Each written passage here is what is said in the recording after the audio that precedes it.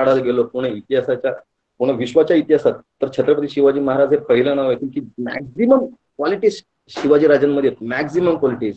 मला इंटरनेट सर्फिंगचा खूप जास्त वेळ होतो पहिले, मी कॉलेजमध्ये असताना, आता सुद्धा आहे.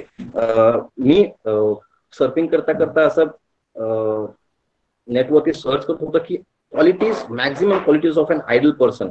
एक आदर्श व्यक्तिमत्व म्हणून त्या माणसामध्ये किती गुण असायला हवेत. तर जेवढे काही गुण मला काढता आले, चाळता आले, ते सगळे मी एका पेपरावर काढले होते. आणि सगळे गुण आपल्या छत्रपती शिवाजी महाराजांमध्ये आपल्याला दिसतात, याच्यात काही दुमत नाही.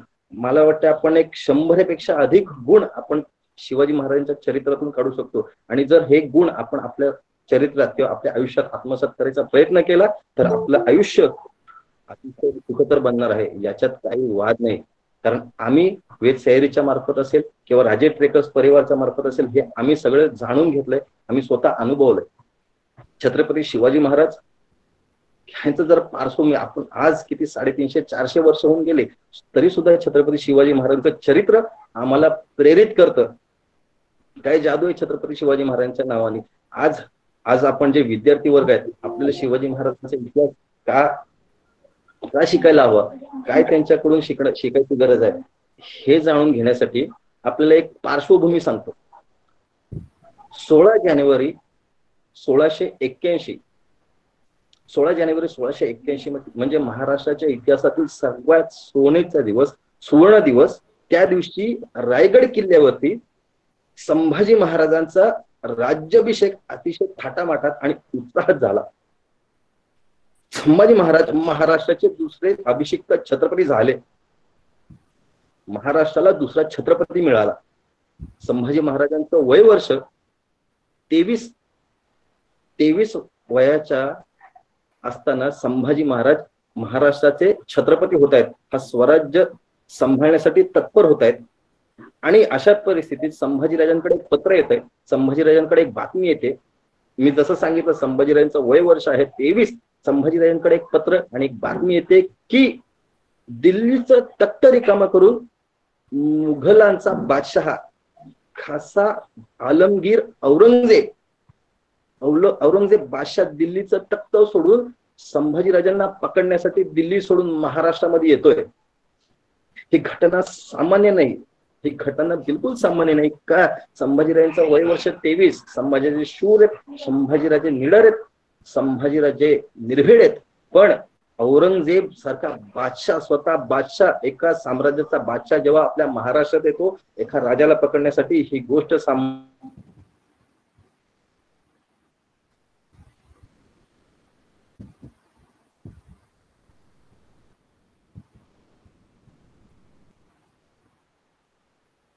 नाही. अशा परिस्थितीत संभाजीराजे द्वंद्व अवस्थेत आहेत.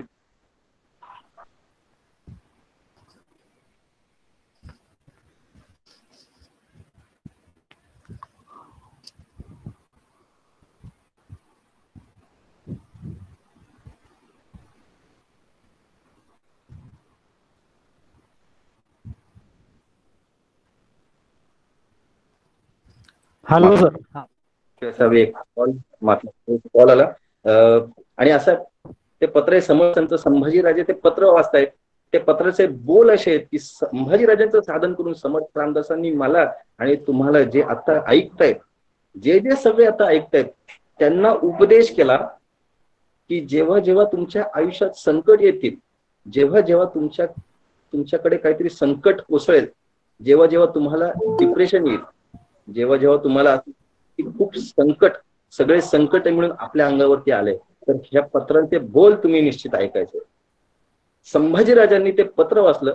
ते पत्राचे बोल असे आहेत की आपण हे बोल आपल्या मनामध्ये कायमस्वरूपी करून ठेवायचे. असे आहेत: शिवरायांचे 8वे रूप, शिवरायांचा 8वा प्रताप, शिवरायांचा 8वा साक्षेप भूमंडळी, शिवरायांचे कैसे बोलणे, शिवरायांचे कैसे चालणे, शिवरायांची सलगी देणे कैसी असे, सकल सुखांचा केला त्याग, म्हणून साधीचे ते योग, राज्य साधनेची लगबग कैसी केली, याहुनी करावे विशेष, तरीच म्हणवावे पुरुष, या उपरी आता विशेष काय लिहावे. काय म्हणतायत संभाजीराजांना, शिवाजीराजांपेक्षा काहीतरी विशेष करून दाखवा तरच तुम्ही पुरुष. या उपरी आता विशेष काय लिहावे, शिवरायांची आठवावे, जीवित तृणवत मानावे, इहलोकी परलोकी उरावे कीर्ती रूपे, निश्चयाचा महामेरू बहुत जनांशी आधारू, अखंड स्थितीचा निर्धारू, श्रीमंत योगी श्रीमंत योगी श्रीमंत योगी. संभाजीराजांनी हा पत्र वाचले, हे बोल वाचले आणि संभाजीराजांना शिवाजीराजांच्या शौर्याची पराक्रमाची सगळी आठवण झाली आणि संभाजीराजे पेटून उठले. 9 वर्ष संभाजीराजांनी अक्षरशः धिंगाणा या दख्खनमध्ये, या महाराष्ट्रामध्ये घातला. आणि औरंगजेब जेव्हा आला होता, औरंगजेब एकटा नव्हता आला. जेव्हा शिवराय होते, शिवाजी महाराज जेव्हा होते, तेव्हा एक एक सरदार यायचे, एक एक सरदार यायचे. अफजल खान आला, शाहिस्ते खान आला, सिद्दी जोहर आला, मिर्झा राजा जयसिंग आला, असे सरदार यायचे. पण औरंगजेब बादशाह जेव्हा आला, त्याची सगळी मुलं घेऊन आला, 40 नातू घेऊन आला आणि अफजल खान सारखे, शाहिस्ता खान सारखे, मिर्झा राजा जयसिंग सारखे 32 सरदार घेऊन आला. लक्षात घ्या, 32 सरदार, अफजल खान सारखे 32 सरदार. म्हणजे अफजल खान जो प्रकरण आहे, तसले 32 सरदार मोठमोठे संभाजीराजांना पकडण्यासाठी. दहशत दहशत म्हणजे काय, मी नेहमी म्हणतो, दहशत दहशत म्हणजे काय. एका माणसाला पकडण्यासाठी जेव्हा 7 लाख लोक येतात, त्याला म्हणतात दहशत. ही दहशत कुणाची? ही दहशत आमच्या छत्रपती संभाजी महाराजांची, ही दहशत संभाजी महाराजांची. पण तरी पण संभाजीराजे घाबरले नाहीत, संभाजीराजे झुकले नाहीत, संभाजीराजे वाकले नाहीत. शिवाजी महाराजांच्या चरित्रातून प्रेरणा घेऊन संभाजीराजे लढत राहिले, झुंजत राहिले आणि औरंगजेबाला संभाजीराजांनी एकही किल्ला जिंकून दिला नाही. ही प्रेरणा, ही जादू शिवाजी महाराजांच्या चरित्रात आहे. ती आज आम्हाला घेण्याचा आपण प्रयत्न करूयात. मला जितका शिवाजी महाराजांबद्दल सांगतो तितकं मी सांगण्याचा प्रयत्न करणार आहे. अजून एक पार्श्वभूमी सांगतो तुम्हाला. आपली मिलिटरी जी आहे, त्या मिलिटरीमध्ये वेगवेगळे बटालियन्स आहेत, वेगवेगळे बटालियन्स आहेत. वेगवेगळ्या बटालियन्सचे वेगवेगळे वॉर क्राईज आहेत. वॉर क्राईज म्हणजे युद्ध घोषणा. जेव्हा आमचे मराठी मावळे जेव्हा रणांगणात जायचे, तेव्हा ते युद्ध घोष द्यायचे, हर हर महादेव, छत्रपती शिवाजी महाराज की जय, छत्रपती संभाजी महाराज की जय, असं करत ते युद्धभूमीवर जायचे आणि शत्रूवरती तुटून पडायचे. पण आपली जे मिलिटरी आहे, त्यांचे सुद्धा काहीतरी वॉर क्राईज आहेत. वेगवेगळे रेजिमेंट्स आहेत. बंगाल रेजिमेंट आहे, बिहार रेजिमेंट आहे, काश्मीर रेजिमेंट आहे, राजपुताना रायफल रेजिमेंट आहे, कुमाऊ रेजिमेंट आहे, मराठा लाईट इन्फंट्री आहे, पंजाब रेजिमेंट आहे आणि प्रत्येकाचं वेगवेगळे वॉर क्राईज आहेत. वॉर क्राईज आता मी काही पर्टिक्युलर रेजिमेंटचे वॉर क्राईज सांगतो. कुणाचं वॉर क्राय आहे बजरंग बली की जय, कुणाचं आहे जय मा काली, कुणाचं आहे अंबे मा की जय, कुणाचं आहे प्रभू श्री रामचंद्र की जय. पंजाब रेजिमेंटचा वॉर क्राय सगळ्यांना माहिती असेल. पंजाब रेजिमेंटचा वॉर क्राय आहे जो बोले सो निहाल शस्त्रिया काल. पण आमची जेव्हा मराठा लाईट इन्फंट्री जेव्हा युद्धाला जाते, जेव्हा ती युद्धभूमीवरती जाते, शत्रूवरती तुटून पडते, ती एक युद्ध गर्जना देते. ती युद्ध गर्जना देते, बोल श्री छत्रपती शिवाजी महाराज की जय. छत्रपती शिवाजी महाराजांचं नाव घेऊन आज सुद्धा मिलिटरीमध्ये आमचं मराठा रेजिमेंट शत्रूवरती तुटून पडतं. ही जादू छत्रपती शिवाजी महाराजांची आहे. ह्या वॉर क्रायची पार्श्वभूमी मला सांगायला आवडेल. विश्व युद्ध 2, स्थळ आफ्रिका. आता जे स्टुडंट्स असतील, विद्यार्थी असतील, त्यांनी मग नंतर व्याख्यान संपल्यानंतर बघावं की आफ्रिका आज कुठे आहे. आफ्रिकामध्ये युथोपिया नावाचं एक प्रांत आहे. त्या युथोपियामध्ये डोलेगोडॉक नावाचा एक किल्ला आहे. त्या किल्ल्यावरती इटालियन सैन्य होतं, इटलीचं सैन्य त्या किल्ल्यावरती होतं आणि या इंग्रज लोकांना तो किल्ला जिंकायचा होता. बराच प्रयत्न केला इंग्रजांनी, पण तो किल्ला काही, इटालियनचे जे सैन्य होतं ते चिवटपणे मारा करत होतं. इटलीचं सैन्य किल्ला सोडत नव्हते. इंग्रज अक्षरशः वैतागले आणि त्या इंग्रजांच्या सैन्यात आपल्या पुण्यातील एक सैनिक तिथे होता. त्या पुण्याच्या सैन्यानं ब्रिटिशांच्या जे सरदार असतात, त्यांचे जे कॅप्टन्स असतात, त्यांना विचारलं, सर आम्ही किल्ला घेऊन देतो पण आम्हाला एक परमिशन हवी. तर त्यांनी विचारलं इंग्रजांनी, कसली परमिशन? तर आपले पुण्यातले जे सैन्य होतं त्यांनी सांगितलं, आम्हाला छत्रपती शिवाजी महाराजांचं नाव घेण्याची परमिशन तुम्ही आज आम्हाला द्या आणि आम्ही तुम्हाला किल्ला घेऊन दाखवतो. त्या टायमाला हे इंग्रज होते ते घाबरले. इंग्रज घाबरले का? कारण त्यांना माहिती आहे छत्रपती शिवाजी महाराजांचं नाव जर यांनी घेतलं तर हे जे तलवारी आणि बंदूक आहे आपल्यावरच उलटतील आणि आपल्याला त्या गोळ्या घालतील. पण किल्ला पण यांना घ्यायचा होता, तर इंग्रजांनी परमिशन त्यांना दिली. आणि आपले जे हे सैन्य होतं, हे सैन्य एका काळोख्या रात्रीत तो जो किल्ला होता त्या किल्ल्यावरती चढले. प्रचंड धुमसान मचलं. छत्रपती शिवाजी महाराज की जय अशा युद्धघोष त्या किल्ल्यावरती, कुठं आफ्रिकेमध्ये युद्धघोष तिथं दुमदुमू लागल्या. आणि आपल्या लोकांनी तो किल्ला इटलीच्या सैन्याला पराभूत केला आणि तो किल्ला जिंकून घेतला. आणि तेव्हापासून सैन्याने बोल श्री छत्रपती शिवाजी महाराज की जय ही वॉर क्राय मराठा रेजिमेंटसाठी अधिकृत केली. ही जादू आहे छत्रपती शिवाजी महाराजांच्या चरित्रातली. ही जादू आहे छत्रपती शिवाजी महाराजांच्या फक्त नाव घेण्याची. हे आपल्याला आज जाणून घ्यायचंय. माझा आज जो मुद्दा आहे की किती गुण शिवाजीराजांचे आपण घेऊ शकतो, मॅक्झिमम गुण मी ट्राय करतो मांडायचे. सगळ्यात आवडीचा मला विद्यार्थ्यांना एक विनंती आहे की जर आपल्याकडे डायरी आणि पेन असेल तर डायरी पेन घेऊन बसा. किती गुण लिहिता येतात आपण बघूया. सगळ्यात पहिला गुण जो मला भावतो छत्रपती शिवाजी महाराजांचा तो म्हणजे आई वडिलांचा आदर. आई आणि वडिलांचं आदर. छत्रपती शिवाजी महाराजांचा इतिहास कुठल्याही माध्यमातून तुम्ही वाचून बघा. आपल्या आई वडिलांचा आदर शिवाजीराजांनी कुठे केलाय, अनादर केलाय असं कुठेही दिसणार नाही. आपल्या आई वडिलांचा आदरच केलाय. छत्रपती शिवाजी महाराज म्हणजे हिंदवी स्वराज्य संस्थापक. हे स्वराज्य हे स्वप्न कोणाचं असेल तर स्वराज्य हे स्वप्न होतं शहाजी राजांचं आणि जिजाऊ मासाहेबांचं म्हणजे शिवाजी महाराजांच्या आई वडिलांचं. आपल्या आई वडिलांचं स्वप्न पूर्ण करण्यासाठी एक पुत्र आपलं आयुष्य घालवतो. वयाचे सगळे आयुष्याचे 50च्या 50 वर्ष पूर्ण आपल्या आई वडिलांचं स्वप्न पूर्ण करण्यासाठी घालवतो. याला म्हणतात एक उत्तम आणि आदर्श पुत्र. एक आदर्श पुत्र म्हणून छत्रपती शिवाजी महाराज सगळ्यात जास्त महत्वाचे ठरतात. आणि हे गुण आपल्याला हा सगळ्यात महत्वाचा आणि सगळ्यात पहिला गुण मला आवडतो. आणि मला तुम्हाला सांगावं असं वाटतं की शिवाजीराजांकडून घ्यावा तो गुण कुठला? आई वडिलांचा आदर. आपण असं विचार करायला पाहिजे, आपण जेव्हा घरातून बाहेर निघतो तेव्हा आपल्या आई वडिलांचे पाया पडतो का किंवा त्यांना उलट सुलट बोलतो का? आपण बाहेर फिरतो, आपल्याला खूप जास्त माहिती आणि आपल्या आई वडिलांना काही माहित नाही असं आपण घरात वागतो का? शिवाजीराजांकडून पहिला गुण जर घ्यायचा असेल तर तो आहे की आई वडिलांचा आदर. दुसरा गुण शिवाजीराजांचा, आज बरेचसे विद्यार्थी आहेत म्हणून दुसरा गुण मला सांगावा असं वाटतो की शिवाजी महाराज एक कंटिन्युअस लर्नर होते.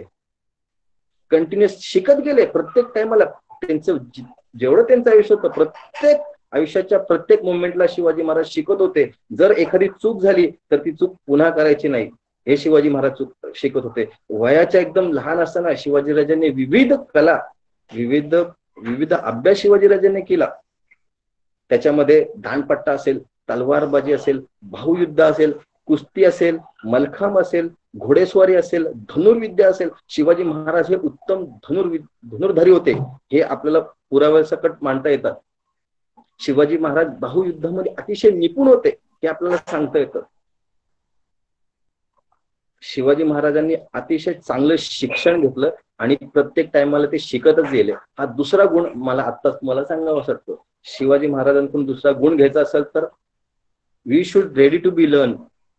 एक चांगलं लर्नर आपण बनायची आपल्याला गरज आहे. तिसरा गुण, आपल्याला आयुष्यात जर काही करायचं असेल, मोठं काहीतरी करायचं असेल तर आपलं स्वप्न मोठं असावं. आपलं स्वप्न मोठं असावं.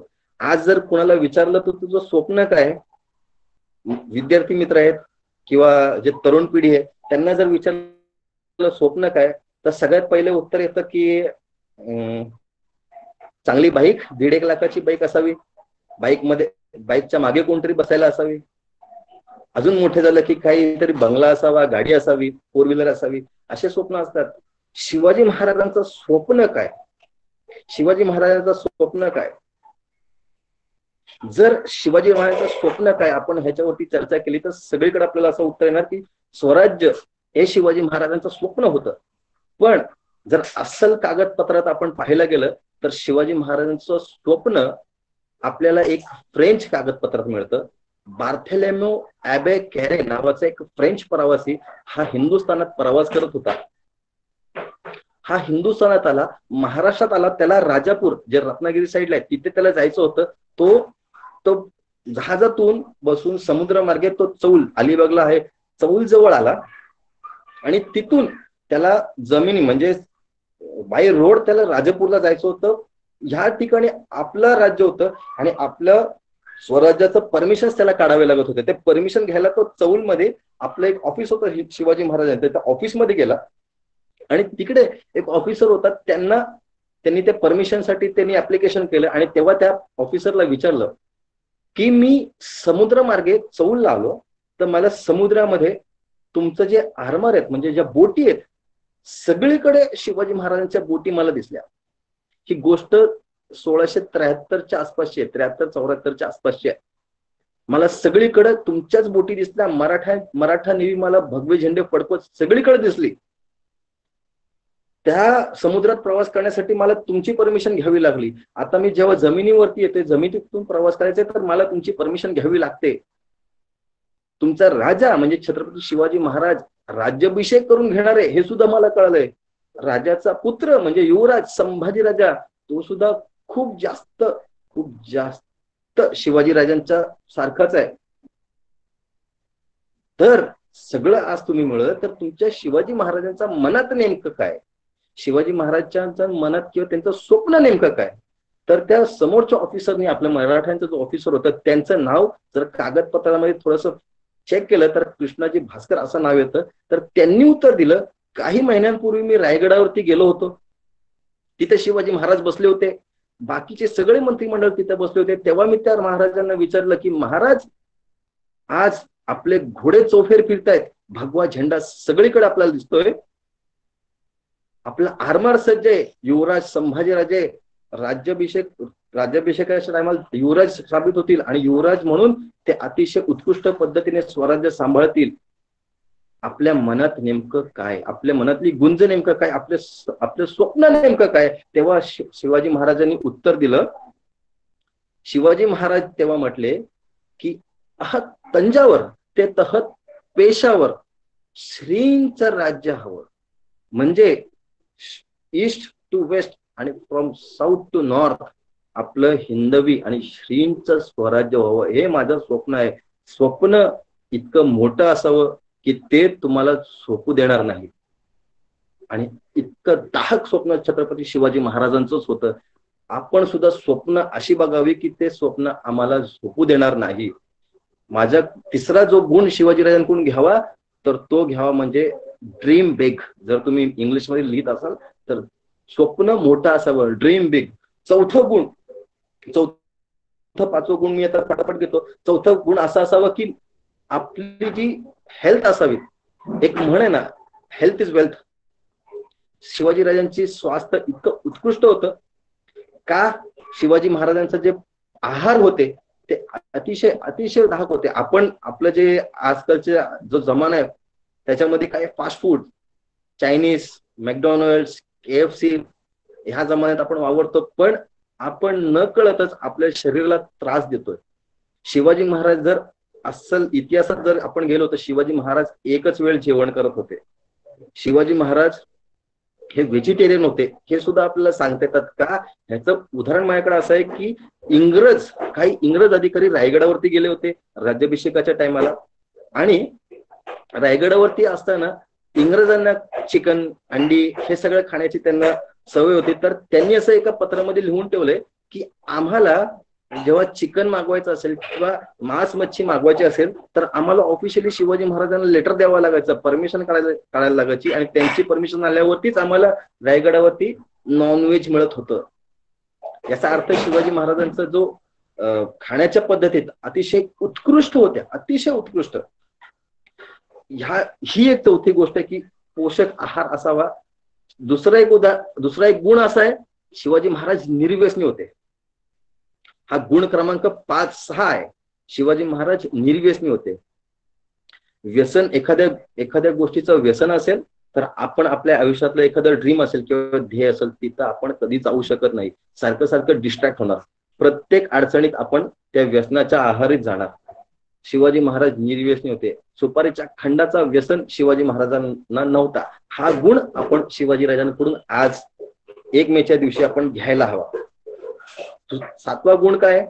शिवाजी महाराजांच्या आयुष्यातलं एक स्वप्न होतं. एक बॅटन घेऊन शिवाजी महाराज आयुष्यभर पळाले. आयुष्यभर शिवाजी महाराज त्यांच्या 50 जे वर्ष होते त्यांच्या आयुष्यातली एकही दिवस असा नसेल की शिवाजी महाराजांनी स्वराज्याचा विचार केला नसेल. एकही दिवस असा नसेल की शिवाजी महाराजांनी त्या रयतेचा विचार केला असेल.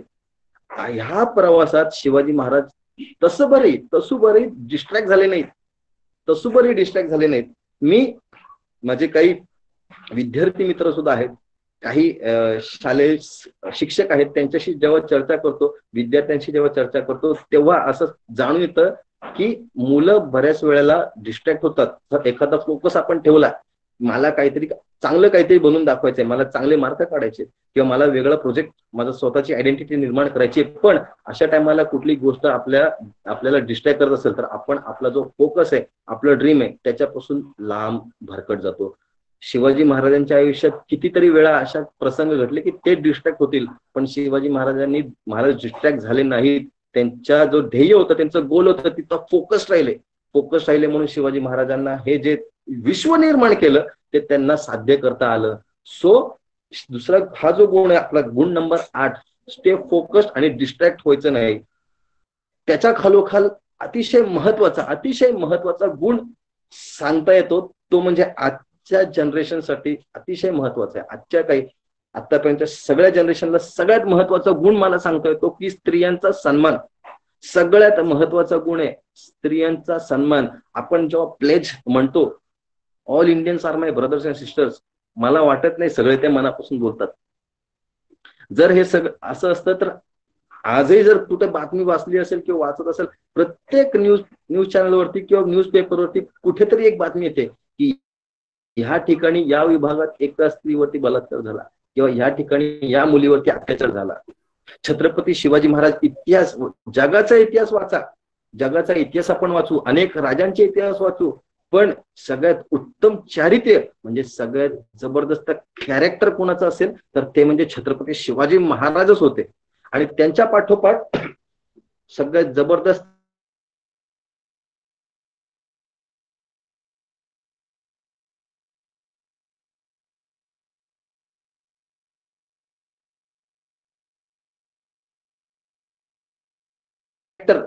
कोणाचं असेल तर ते म्हणजे छत्रपती संभाजी महाराजच आम्हाला सापडतात. उदाहरणं द्यायची झाली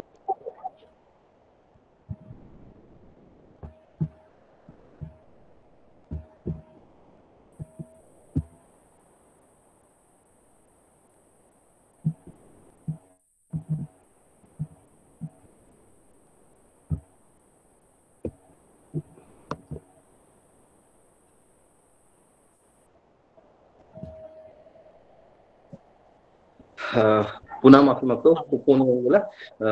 शिवाजी महाराजांचं वय वर्ष आहे 16.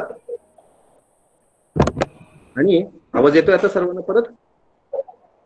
हो येतोय सर. ओके. शिवाजी महाराजांचं वय वर्ष 16. शिवचरित्रातील आम्ही जर अस्सल पत्र वाचायला गेलो तर सगळ्यात पहिलं पत्र शिवचरित्रात आम्हाला सापडतं ते म्हणजे शिवाजीराजे वय वर्ष 16चे असताना रंझा गावात एक पाटील राहत होता आणि त्या पाटलाने एका स्त्रीवरती व्यभिचार केला किंवा तिची छेडखानी केली. ही गोष्ट शिवाजी महाराजांपर्यंत पोहोचली, ही गोष्ट जिजाऊंपर्यंत पोहोचली आणि त्या रांझा गावच्या पाटलाला, त्याचं नाव बाबाजी भिकाजी गुजर, त्या पाटलाला आपल्या मावळ्यांनी पकडलं आणि शिवाजी महाराजांसमोर आणि जिजाऊ मासाहेबांसमोर हजर केलं. आपल्या मराठ्यांचा जेव्हा इतिहास किंवा संस्कृती अशी आहे, स्त्री ही मराठ्यांच्या घरातली देवता, ही संस्कृती आपली, स्त्री ही मराठ्यांच्या घरातली देवता, हे छत्रपती शिवाजी महाराज आम्हाला शिकवतात. हे राजमाता जिजाऊंचे संस्कार आमच्यावरती आहेत. त्या बाबाजी बिन भिकाजी गुजर ज्यानं एका स्त्रीवरती अत्याचार केला त्याला पकडण्यात आलं, शिवाजी महाराजांच्या समोर दाखल करण्यात आलं. शिवाजी महाराजांनी विचारलं हा गुन्हा तुला कबूल आहे का, तर त्या बाबाजी बिन भिकाजी गुजर जो पाटील होता रांझा गावचा, त्याने उत्तर दिलं, तू कोण? 16 वर्षाचा बछडा, मी त्या गावचा पाटील, मी बायका नाचवेल नाहीतर काही करेल, तू कालचा छोकरा मला शिकवणारा कोण? तर छत्रपती शिवाजी महाराजांनी उत्तर दिलं, मी ह्या मातीतला होणारा भावी छत्रपती आहे. आणि ह्या मातीत स्त्री वरती वाकडी ज्याची नजर घेईल त्याला त्याला उत्तर द्यावं लागेल आणि त्याच्यावरती शिक्षा होणार. शिवाजी महाराजांनी तडक शिक्षा दिली. जे पाय त्या स्त्रीच्या दिशेने गेले ते दोन्ही पाय कापून टाका. जे हात त्या स्त्रीच्या आबरूवर गेले ते दोन्ही हात त्याचे कापून टाका. 2 हात आणि 2 पाय शिवाजी महाराजांनी त्या पाटल्याचे कापून टाकले, चौरंग केला. स्त्री ही मराठ्यांच्या घरातील देवता.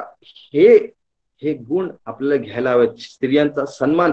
अजून एक मला तुम्हाला गुण सांगायला आवडेल. अस्सल कागदपत्र जेव्हा आपण वाचतो तेव्हा आम्हाला अशा गोष्टी सापडल्या की शिवाजी महाराजांचं वय वर्ष होतं 10 वर्षाचे असताना शिवाजी महाराज आणि जिजाऊंमध्ये जेव्हा चर्चा होते, ती चर्चा कशी असते? स्त्रियांचा विकास याच्यावरती शिवाजी महाराज आणि जिजाऊंमध्ये चर्चा होते. 10 वर्षाचे असताना शिवाजी महाराज स्त्रियांचा विकास कसा व्हावा याच्यावरती चर्चा करतात. म्हणजे जिजाऊंनी त्यांच्यावर किती संस्कार, कुठल्या प्रकारचे संस्कार बिंबवले असतील याचा विचार करायला हवा. आणि स्त्रियांबद्दल शिवाजी महाराजांच्या मनात किती आदर असेल याचा सुद्धा विचार आपल्याला करायला हवा. कल्याणच्या सुभेदाराच्या सुनेचा आपल्याला घटना माहिती. कल्याणच्या सुभेदाराची सून शिवाजीराजांना सापडली.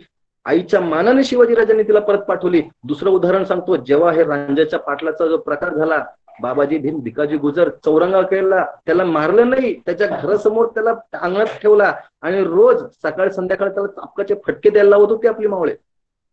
रोज त्याला फटके देत होते. आणि ही घटनानंतर सगळ्यांचे डोळे अक्षरशः उघडले. सगळ्यांच्या लक्षात आलं, या राज्यात, या स्वराज्यात स्त्रियांच्या विरोधात जर डोळ्या जरी वर केला तर आपली सुद्धा हालत अशी होणार. पण अशी एक दुर्दैवी परत एकदा घडली. रंगोत्रिमळ वाकडे नावाच्या एका माणसाने एका स्त्रीवरती व्यभिचार केला. त्यांनी व्यभिचार केला आणि त्याच्यानंतर त्याच्या लक्षात आलं की आता शिवाजी महाराजांची माणसं येणार आणि मला पकडून नेणार, आपले सुद्धा हातपाय कापले जाणार. हा माणूस घाबरला आणि प्रतापगडच्या इथे जर कोणी गेले असेल तर प्रतापगडच्या इथे पायथ्याला जावळी नावाचं जंगल आहे, जावळीखोर आहे. तिथं चंद्रराव मोरे नावाचे प्रस्तुत ते राज्य करत होते. त्यांच्या आश्रयात हा रंगोत्रिमळ वाकडे गेला. त्यांच्याकडे तो राहिला. तिथे तो लपला आणि इतका घाबरलेला हा माणूस, शिवाजी महाराजांनी जे काम केलं होतं, जी शिक्षा त्याला सुनावली होती आधी, त्या शिक्षेमुळे हा इतका घाबरला होता की त्याला जेव्हा हा त्याच्या रूम मध्ये बसलेला असायचा, जेव्हा बाजूला झाडांची फांदी हलायची, वारा यायचा, तेव्हा त्याला असं वाटायचं की छत्रपती शिवाजी महाराजांचे मावळे आलेत. जेव्हा कोण दाराची कडी ठोठावायचा तेव्हा त्याला असं वाटायचं की छत्रपती शिवाजी महाराजांचे मावळे आता आलेत आणि आपल्याला पकडून नेणार आणि शिवाजी महाराज आपले हातपाय कापून काढणार. आणि एक दिवस झाला, एक दिवशी हा जो माणूस आहे हा माणूस मेला. इतिहासकारांचं असं म्हणणं आहे की हा माणूस घाबरून हार्ट अटॅकने मेला. ह्याला म्हणतात शासन, ह्याला म्हणतात दहशत. छत्रपती शिवाजी महाराजांनी जर स्त्रियांच्या वरती जर तुम्ही वेगळ्या नजरेने, वाकड्या नजरेने बघाल तर तुमच्यासोबत काय होईल, ही दहशत सगळ्यांच्या मनामध्ये, ही भीती सगळ्यांच्या मनामध्ये निर्माण करून दिली आणि लोक अक्षरशः घाबरून अटॅक येऊन लोक मरू लागली. ह्याला म्हणतात स्त्रियांचा आदर. अजून एक मला गुण सांगावं असं वाटतं, अजून एक ह्याचं उदाहरण सांगावं असं वाटतं. शिवाजी महाराजांनी सुरत लुटली, सॅकिंग ऑफ सुरत. शिवाजी महाराजांनी सुरत लुटली तेव्हा त्यांच्याकडे बारीक सारीक बातम्या होत्या. तिकडे एक प्रस्तरात होतं, एक घर होतं, मोहनदास पारेख नावाचे तिथे एक माणूस राहत होता आणि त्या माणसाने खूप चांगलं काम केलंय, खूप समाजसेवा त्यांनी केले, धर्माची चांगली कामं केलेत असं त्याला शिवाजी महाराजांना कळालं. आणि शिवाजी महाराज जेव्हा सुरत लुटायला गेले तेव्हा त्यांनी आपल्या माणसांना आदेश दिला की सुरत सगळी कुणालाच सोडायचं नाही, फक्त मोहनदास पारेख नावाचा एक माणूस आहे त्याच्या घराला प्रोटेक्शन करा. हा मोहनदास पारेख वारला हे सुद्धा शिवाजी महाराजांना माहित होतं. शिवाजी महाराजांची मावळे गेले, त्या मोहनदास पारेखच्या घराला वेढा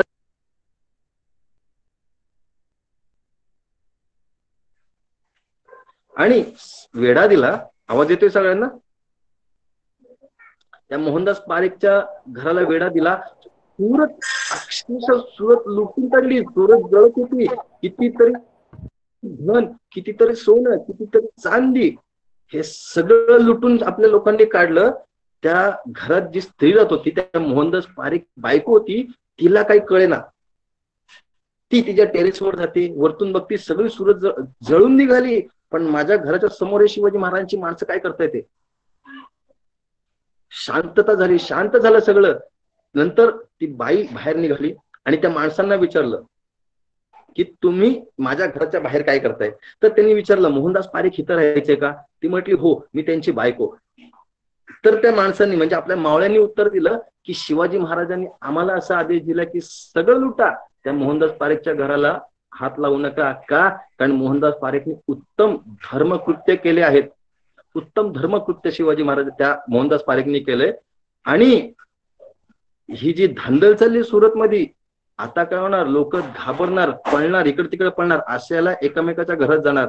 जर चुकून हे लोक तुमच्या घरात घुसली, तुमच्या घरात 2 तरुण मुली आहेत हे सुद्धा आम्हाला माहिती आहे, जर तुमच्या घरात हे लोक घुसली आणि जर चुकून त्यांनी काही अतिप्रसंग केला तर आमच्या राजाला हे खपणार नाही. म्हणून तुमच्या घराला आमच्या शिवाजी महाराजांनी वेढा देण्यासाठी, संरक्षण करण्यासाठी आम्हाला हे आदेश दिलेत. शिवाजी महाराज किती बारीक सारीक विचार करतायत, स्त्रियांबद्दल त्यांचा आदर किती आहे, हा गुण आम्हाला घ्यायला हवा. आज जर मुलं आपण आहोत तर आपल्या बरोबर मैत्रिणी असतील, आपल्या आजूबाजूला कोण आपल्या ओळखीच्या मुली असतील, तर आपल्याला बघून त्यांना प्रोटेक्टिव्ह फील होणार की आपल्याला बघून ते घाबरणार, याचा विचार आपण करायला हवा. याचा विचार आपण करायला हवा. पुढचा गुण घेतो मी. आता बरेच गुण आहेत आणि वेळ सुद्धा निघत चालले, कारण शिवाजी महाराजांचा राकेशजींनी सुरुवातीला जसं सांगितलं महाराजांबद्दल किती बोलावं आणि काय बोलावं. पुढचा एक गुण आहे, राकेशजींनी जे सांगितलं, मी पावनखिंड घेतो, कारण जे गुण सांगायला गेलो तर 100 गुण निघतील. पावनखिंड हा जो प्रकार आहे राकेशजी तुमच्यासाठी, शिवाजी महाराज त्याच्या आधी अफजल खान कॉन्क्वेस्ट बघू. अफजल खान प्रकार जो काय आहे, अफजल खान शिवाजी महाराज हे सगळा अत्याचार बघत होते, आपल्या ज्या रयतेवरती होतोय सगळं बघत होते. आणि शिवाजी महाराजांनी वयाच्या 14व्या वर्षी 16व्या वर्षी एक शपथ घेतली रायरेश्वरच्या पठारावरती. शिवाजी महाराज त्या मंदिरात गेले आणि शपथ घेतली, बस झालं, बहुत काळ माझ्या मायभूमीने या परक्या भूतांचा अत्याचार सहन केला, पण आता हे मला सहन होत नाही. मी शिवाजी बिन शहाजी भोसले, मला या गोष्टी सहन होत नाही आणि मी या सुलतानांच्या हे जे माझ्या या मातृभूमीवर जे अत्याचार करतायत ते थांबवण्यासाठी मी ही प्रतिज्ञा घेतोय. ते स्वराज्य स्थापन करणार ही प्रतिज्ञा आम्ही घेतोय. आणि त्याच्यानंतर एक एक किल्ले शिवाजी महाराजांनी जिंकत काढले. पहिला घेतला तोरणा, नंतर घेतला मुरुमदेवचा डोंगर, त्याच्यावरती राजगड बांधला, नंतर घेतला पुरंदर, वज्रगड, सिंहगड, लोहगड, तुंग, तिकोणा, विसापूर, राजमाची, मनोरंजन, त्याच्यानंतर चाकण, सुप, इतके वाई, कल्याण, भिवंडी प्रदेश हस्तगत करत गेले. वाईपर्यंत शिवाजी महाराज गेले. जावळी शिवाजी महाराजांनी जिंकली. आदिलशहा जो होता बिजापूरचा तो वैतागला. आता शिवाजी राजांना पकडण्यासाठी कोणाला धाडावं, बाय डिफॉल्ट अफजल खानला शिवाजी महाराजांच्या विरोधात त्या आदिलशहानी पाठवलं. अफजल खान आला. आता अफजल खानचा वध आहे हा इतका भारी आहे की ह्या फक्त एका प्रसंगाने आपण जर शिवाजी महाराजांच्या क्वालिटीज आपण काढले ना तर आपलं आयुष्य सुधारू शकतं. हा माझा ओपन चॅलेंज आहे, सगळ्यांना चॅलेंज आहे, मी चॅलेंज देऊन सांगू शकतो. अफजल खानच्या प्रसंगांमध्ये शिवाजी महाराजांनी त्यांची प्लॅनिंग, त्यांचं टाइम मॅनेजमेंट, त्यांचं धाडस, त्यांचं शौर्य, त्यांचं पॉझिटिव्हिटी, या सगळ्या गोष्टी आपल्याला घ्यायच्या आहेत. अफजल खानाचा वध, अफजल खान आला, जर स्टॅटिस्टिक्स पाहिले अफजल खान वर्सेस छत्रपती शिवाजी महाराजांचं जी हाईट होती 5 फूट 5 इंच, अफजल खानाची हाईट होती 6.5 फूटच्या आसपास, 6-6.5 फूटच्या आसपास. अफजल खानाला उचलणारे जे भुई होते, पालखीत बसायचं तेव्हा पालखी उचलण्यासाठी 14 माणसं लागायची. शिवाजी महाराज जेव्हा पालखीत बसायची 2 ते 4 माणसं लागायची. शिवाजी महाराजांची जी तलवार होती, भवानी तलवार किंवा फिरंग जगदंब तलवार असेल, 1.5 ते 2 किलो, याच्या पुढे शिवाजी महाराजांच्या तलवारीचं वजन नव्हतं. अफजल खानाची तलवार जी होती, एका पत्रात आपल्याला सापडतं की 34 किलोची तलवार अफजल खानाची होती. असा हा बलाढ्य अफजल खान, ह्यांच्यामध्ये काही स्ट्रॅटेजी नव्हती. शिवाजी महाराजांची जशी राजमुद्रा आहे तशी अफजल खानाची एक मुद्रा होती. ती मुद्रा काय, गर अर्ज कुनत सिपर अल फजल फुजलाव फजल अफजल अझर मुल्क बजाय तस्बी आवाज आयत अफजल अफजल अफजल. याचा अर्थ असा आहे, अफजल खानाची जेवढी पत्र द्यायची ना त्याच्यामध्ये हा शिक्का कोरलेला असायचा. याचा अर्थ आहे की स्वर्गातल्या उच्चच्या उच्च ठिकाणाहून जर जमिनीकडे कान दिले आणि त्या लोकांनी विचारलं, म्हणजे स्वर्गातून विचारलं या जमिनीकडे कान देऊन की या जमिनीवर सगळ्यात श्रेष्ठ माणूस कोण, तर आपल्याला जपमळ्यांच्या मण्यांप्रमाणे जसं जप होतो ना तसं एकच नाव येईल, अफजल अफजल अफजल. इतका गर्विष्ठ हा अफजल खान होता. शिवाजी महाराजांची राजमुद्रा काय होती, प्रतिपत चंद्र लेखे व वर्धिष्णू विश्ववंदिता शाह सुनो शिवशेषा मुद्रा भद्राय राजते. शिवाजी महाराज काय म्हणतात की सामान्य जनतेचं कल्याण करण्यासाठी ही राजमुद्रा प्रस्थापित झालेली आहे. शिवाजी महाराज म्हणतात सगळ्या लोकांचं कल्याण करायचं. अफजल खान म्हणतो की मी सगळ्यात श्रेष्ठ माणूस अफजल खान. असे हे लोक एकमेकांसमोर आले. आता आपण आतापर्यंत असं वाचलंय किंवा जेव्हा आपण अफजल खानाचा जो प्रसंग आठवतो, शिवाजी महाराजांची जी स्ट्रॅटर्जी होती ना, काय होतो, अफजल खान जेव्हा आलं तर 40,000चं सैन्य अफजल खानाकडे होतं. आपल्या शिवाजी महाराजांकडे एक 12-13,000चं सैन्य होतं. 40,000चं सैन्य फोडून शिवाजी महाराज जेव्हा त्या अफजल खानाला इतकं त्यांनी हे केलं, माइंड गेम्स इतके खेळले की अफजल खान जेव्हा प्रतापगडावरती आला होता ना फक्त 10 अंगरक्षक घेऊन आला होता. 40,000चं सैन्य घेऊन आला होता हा, आणि जेव्हा प्रतापगडावरती आला फक्त 10 अंगरक्षक. आणि त्यानंतर अफजल खान आणि त्यांचा एक वकील कृष्णाजी भास्कर कुलकर्णी आणि शिवाजी महाराजांबरोबर सुद्धा 10 अंगरक्षक आणि त्यांचा एक वकील पंताजी गोपीनाथ. अशी ही भेट आहे आणि ही भेट सशस्त्र आहे. आता एक विद्यार्थ्यांनो एक विचार करा, अफजल खान आपण टीव्ही मध्ये पाहिलं असेल, अफजल खान पहिले शामेनात बसतो, शामेनात सजलेला असतो, त्याला खायला प्यायला घालतात, खुश करतात, तो सगळं सोनं चांदी बघतो. तो विचारतो अरे शिवाजी हा एक जहागीरदाराचा पुत्र आहे, छोटा सरदाराचा पुत्र आहे, त्यांनी इतकं सोनं चांदी कुठून आणलं, इतकं सोनं चांदी कुठून आणलं. तर शिवाजी महाराज इतके चतुर होते, त्यांनी काय केलं, जेव्हा आपले वकील त्यांच्याशी बोलायला जायचे, एकदा आपले वकील अफजल खानाच्या छावणीत गेले आणि त्यांनी अफजल खानाच्या छावणीत पाहिलं की बरेचसे सोन्या चांदीचे व्यापारी तिथे आलेत. तर त्या व्यापाऱ्यांना प्रतापगडावरती बोलून घेतलं. शिवाजी राजांनी ते जे सोनं चांदी होते ते ठेवून घेतले आणि सांगितलं की अफजल खान जेव्हा येतील तेव्हा मी तुमचे पैसे तुम्हाला देऊन टाकतो. अफजल खान मला पकडणारच आहेत, तह तो होणार आहे, तुम्हाला पैसे देतो. आणि त्यांना परत पाठवलं. तेच सोनं घेतलं, तेच चांदी घेतलं आणि तो शाम्यानं सजवला. आणि अफजल खान म्हणतो की ह्या शिवाजीने कुठून आणलं. त्या अफजल खानला इतकं सुद्धा कळलं नाही की त्याच्या छावणीमधलं सोनं चांदी वापरून त्यालाच खुश करण्यात आलं. अफजल खान बसला, शिवाजी महाराज त्या शामियानात गेले. विद्यार्थ्यांना आता आपण विचार करायचा, जेव्हा आपली परीक्षा जवळ येते किंवा जे विद्यार्थी पास आउट होणार आहेत आणि ज्यांना इंटरव्ह्यू फेस करायचे असतील, खूप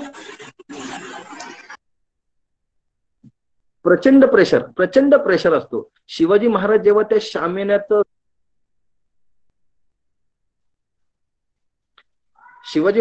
शामियानाचा पडदा खोलून आतमध्ये शामियानात गेले असतील तर शिवाजी महाराजांवरती किती दडपण आलं असेल, किती प्रेशर शिवाजी राजांवरती प्रेशर आलं असेल.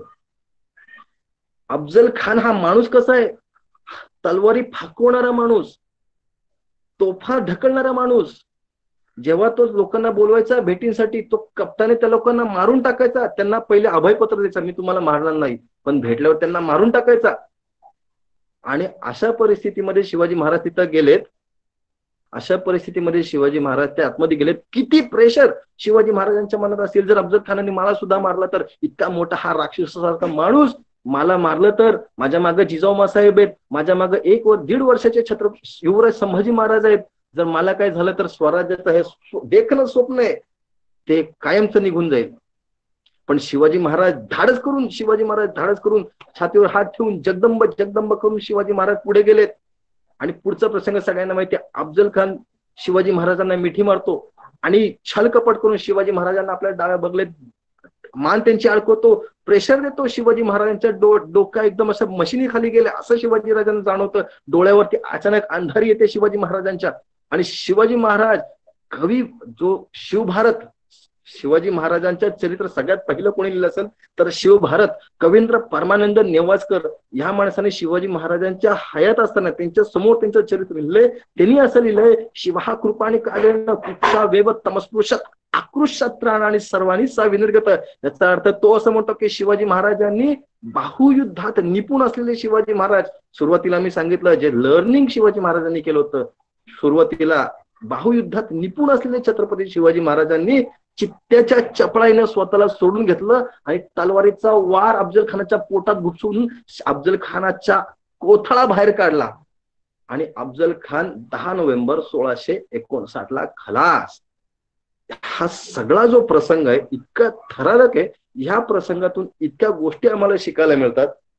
कुठलीही गोष्ट आपण जेव्हा अभ्यास करतो, खास विद्यार्थ्यांसाठी हा असं आहे, अभ्यास आपण जेव्हा करतो, कुठली स्ट्रॅटेजी आपण सेट करतो, कुठल्याही विषयाचा आपण जर एक प्लॅन केलं तर सगळ्यात पहिले प्लॅन करायला लागतोय.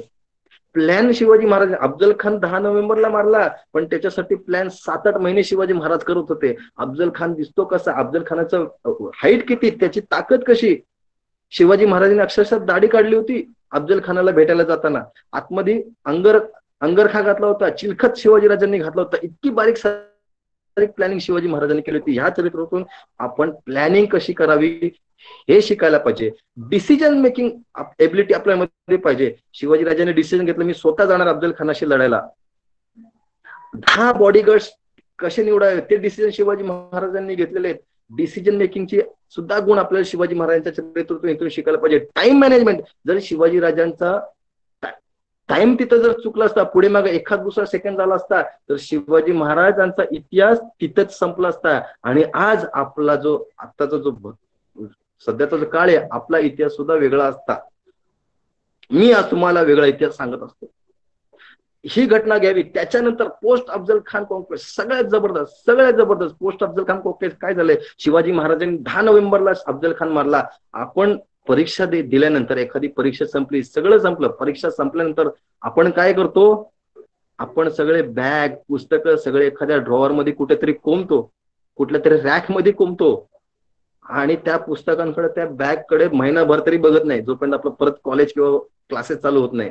शिवाजी महाराजांनी अफजल खान मारला, त्यांच्या आयुष्यातले सगळ्यात मोठा पराक्रम आतापर्यंत करून दाखवला. जबरदस्त सक्सेस शिवाजी राजांना भेटलं. शिवाजी महाराजांनी काय करावं, बाजूला महाबळेश्वरचं डोंगर आहे, तिथे जाऊन शिवाजी महाराजांनी मस्त गार हवा खायला पाहिजे होती. तिथे स्ट्रॉबेरी खायला पाहिजे होते. मॅप्रोचं गार्डन तिथे जायला पाहिजे होते. शिवाजी महाराजांनी तसं नाही केलं. त्याच दिवशी शिवाजी महाराजांनी प्रतापगड उतरून, प्रतापगड पासून ते कोल्हापूर पर्यंत जो प्रांत आहे, 18 दिवसात सगळा प्रांत शिवाजी महाराजांनी जिंकून काढला.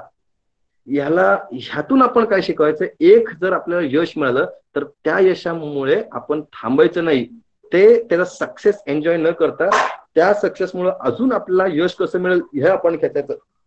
शिवाजी महाराजांनी काय केलं, शिवाजी महाराजांनी अफजल खानाला मारलं ना, त्याच्यानंतर शिवाजी महाराजांबद्दल इतकी दहशत निर्माण झाली की लोक फक्त शिवाजी महाराजांचं नाव ऐकून घाबरत होते. शिवाजी राजांच्या नावावरती किल्ले लोक शिवाजी महाराजांना आपल्या ताब्यात केलेत. 18 दिवसात शिवाजी महाराजांनी कोल्हापूरची जी महालक्ष्मी आहे तिला स्वतंत्र केली. पन्हाळगड आहे शिवाजी महाराजांनी घेतला आणि शिवाजी महाराज पन्हाळगडावरती जाऊन बसले. हा जो प्रसंग आहे, आजची जी कंडिशन आपल्यावरती आली या भारत देशावरती, या पूर्ण जगावरती, आपल्याला रिलेट करता येतं. लॉकडाऊन चालू होऊन महिना झाला, सगळी लोक बेचैन झाली. लॉकडाऊन कोणी पाळत नाही. आपल्याला सवय प्रचंड वेगाने पळावं, प्रचंड वेगाने आपण आजच्या जमान्यात आपली जनरेशन पळते. आपण लॉकडाऊन मध्ये आपल्याला घरी बसवत नाही. शिवाजी महाराजांनी, मी जसं सांगितलं, इतक्या वेगाने शिवाजी महाराजांनी पळले, स्वराज्याची स्थापना केली, त्याच्यानंतर इतक्या वेगाने शिवाजी महाराज पळत होते की त्यांना एक ठिकाणी बसवत नाही, असं कॅरेक्टर शिवाजी राजांचं झालं होतं. पण पन्हाळगडावरती शिवाजी महाराज अडकलेत. तिथं सिद्धी जोहरचा वेढा पडलाय. सिद्धी जोहरचा वेढा त्या पन्हाळगडाला पडलाय आणि शिवाजी महाराजां 6 महिने, हा मुद्दा पुन्हा बोला सर, तुमचा आवाज येत नाही. आवाज येतोय आता सगळ्यांना?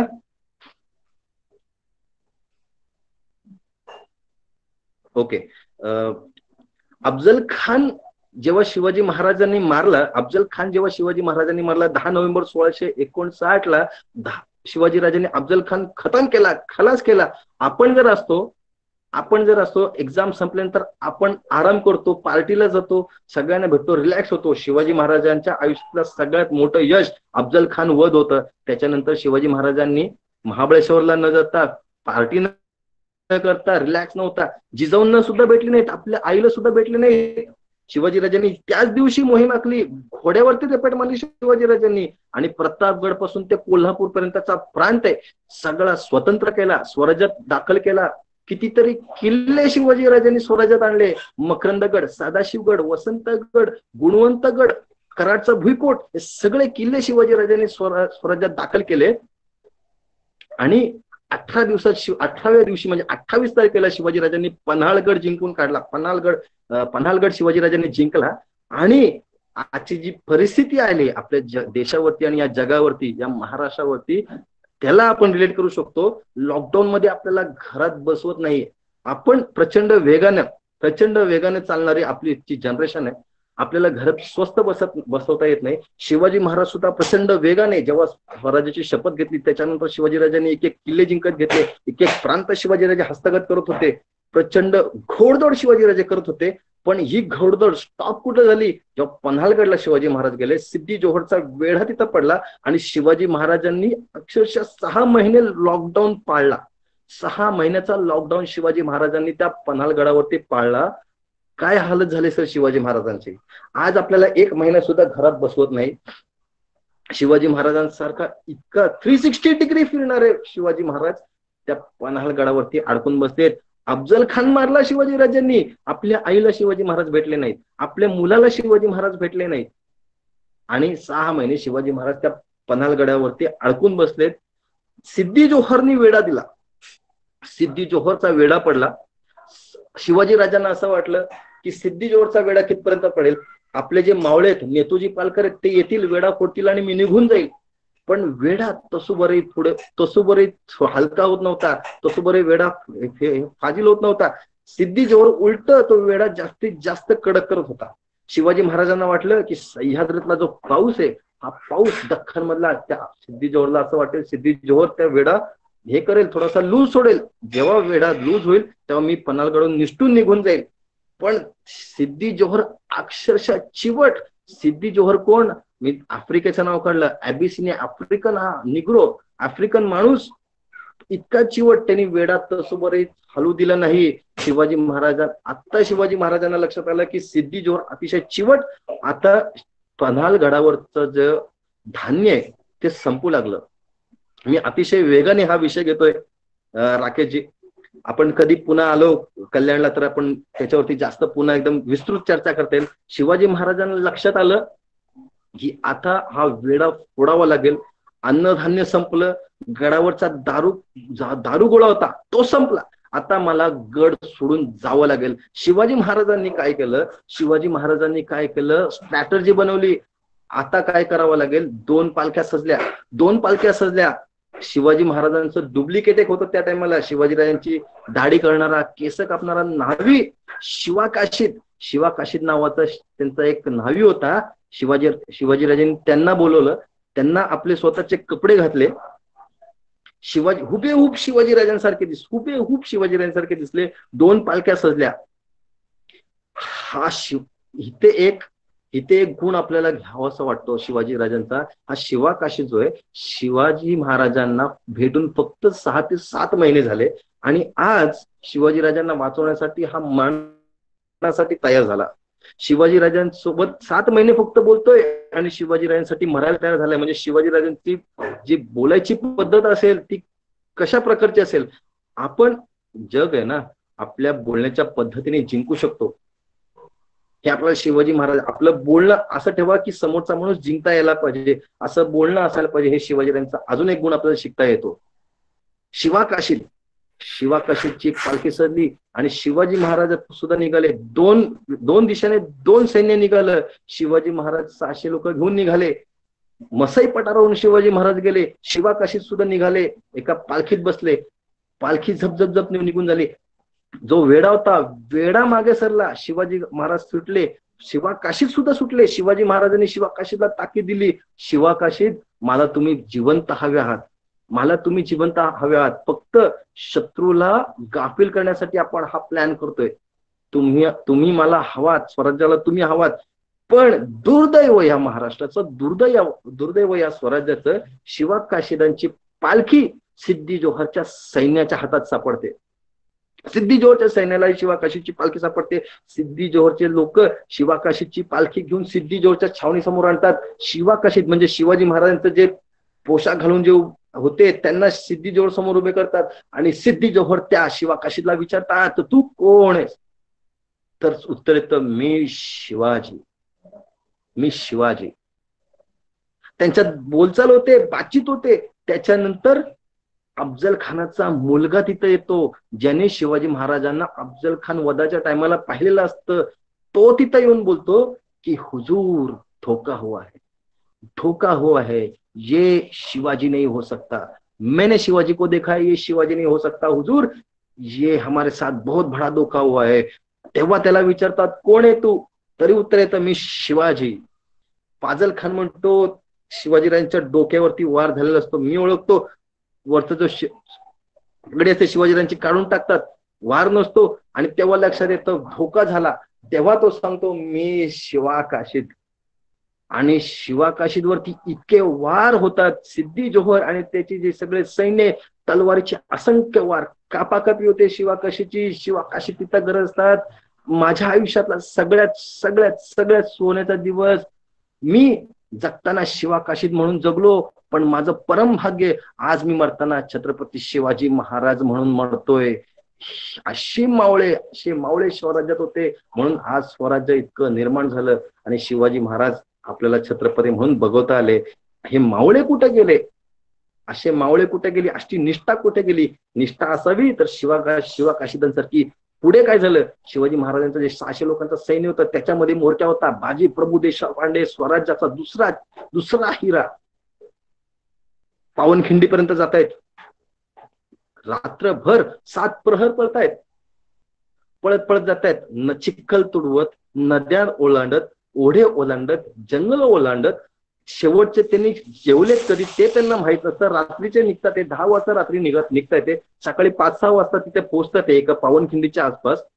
धावत पळत शिवाजीराजांना, आपल्याला राजा आपला वाचवायचा, आपला राजा आपल्याला काही करून आपला वाचवायचा आहे, ह्या भावनेने शिवाजीराजांना घेऊन विशालगडच्या जवळ आपले लोक जात आहेत.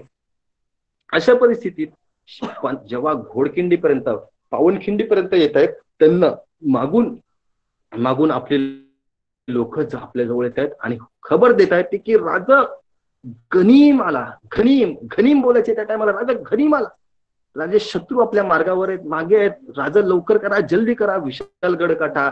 अशा परिस्थितीत स्वराज्याचा दुसरा हिरा बाजी प्रभू देशपांडे शिवाजी महाराजांना सांगतायत, राजा मी 300 लोक घेऊन इथं खिंडीपाशी थांबतो, तुम्ही 300 लोक घेऊन विशालगड जवळ करा. विशालगडावरती गेला तर 3 तोफांचे बार राजा करा. 3 तोफांचे बार आले, मी समजणार की माझा राजा पोचला आणि मी बरोबर मग विशालगडापर्यंत पोचतो. पावनखिंडी पासून विशालगडापर्यंत जाण्यासाठी 1 प्रहर लागत होता. फक्त 3 तास शिवाजीराजांना जायचंय, 3 तास फक्त बाजी प्रभूंना युद्ध करायचंय. अशा परिस्थितीत शिवाजी महाराज तिथं ऐकत नाही. ही कल्पना शिवाजीराजांना पटत नाही. ही कल्पना शिवाजीराजांना पटत नव्हती. पण बाजी प्रभू म्हणतात की शिवाजीराजा तुम्ही जा, राजा तुम्ही जा. शिवाजीराजे म्हणतात, नाही बाजी, तुम्हाला मरणाच्या दारात सोडून जाण्यासाठी मी राजा बनलो नाही. तुम्हाला मरताना पाहून मी रणांगण सोडून जाऊ शकत नाही, असला राजा मी नाही, मी जाणार नाही बाजी, मी स्वतः इथं लढणार, पावनखिंडीत घोडखिंडीत मी स्वतः लढणार. बाजी म्हणतात, नाही राजा, मी तुमच्यापेक्षा मोठा आहे, मी तुमच्यापेक्षा वडीलधार आहे, तुम्हाला आण आहे स्वराज्याची, तुम्हाला आण आहे जिजाऊंची, तुम्हाला आण आहे या रयतेची. जा राजा जा, विशालगड गाठा. लाख मेले तरी चालतील, पण लाखांचा पोशिंदा मात्र जगला पाहिजे. राजा निघा, विशालगड जवळ करा, विशालगड जवळ करा राजे. आणि राजांना नाही लागानं 300 लोक, 600 मधून 300 लोक घेऊन विशालगड पर्यंत जावं लागतं. आणि बाजी प्रभू देशपांडे त्या पावनखिंडीमध्ये उभे राहतात. सगळ्यात पुढं बाजी प्रभू देशपांडे, एका हातात 6.5 किलोची तलवार, दुसऱ्या हातात 6.5 किलोची तलवार, दानपट्टा ज्याला म्हणतात, 13 किलोचा सिलेंडर घेऊन लढण्यासारखं बाजी प्रभू तिथे उभे. त्यांच्या माग 100 लोकांची पहिली फळी आहे, 100 आपली सैन्याची पहिली फळी, 10 लोकांची फळी, त्याच्या मागे 5 लोकांची फळी, जी बॅटल फील्ड तयार झाली. त्याच्यानंतर दोन्ही साईडचे जे डोंगर होते कोपऱ्या कोपऱ्यात, तिथे आपली लोक ठेवली. कशासाठी? वरतून दगडांचा मारा करण्यासाठी, गोफणीचा मारा करण्यासाठी, याच्यासाठी आपली लोक ठेवली. आणि फोडून सिद्धी जवळचं जे सैन्य होतं, सिद्धी मसूद, त्याचा जो जावई होता तो आला, तो सैन्य घेऊन आला. त्याच्याकडे 5000चं सैन्य होतं, तो सैन्य घेऊन आला. सिद्धी मसूदचं सैन्य, पहिला 1000ची फळी बाजी प्रभू देशपांडेच्या समोर. ती बाजी प्रभू देशपांडे 2 हातात तलवारी घेऊन असे उभे राहिले.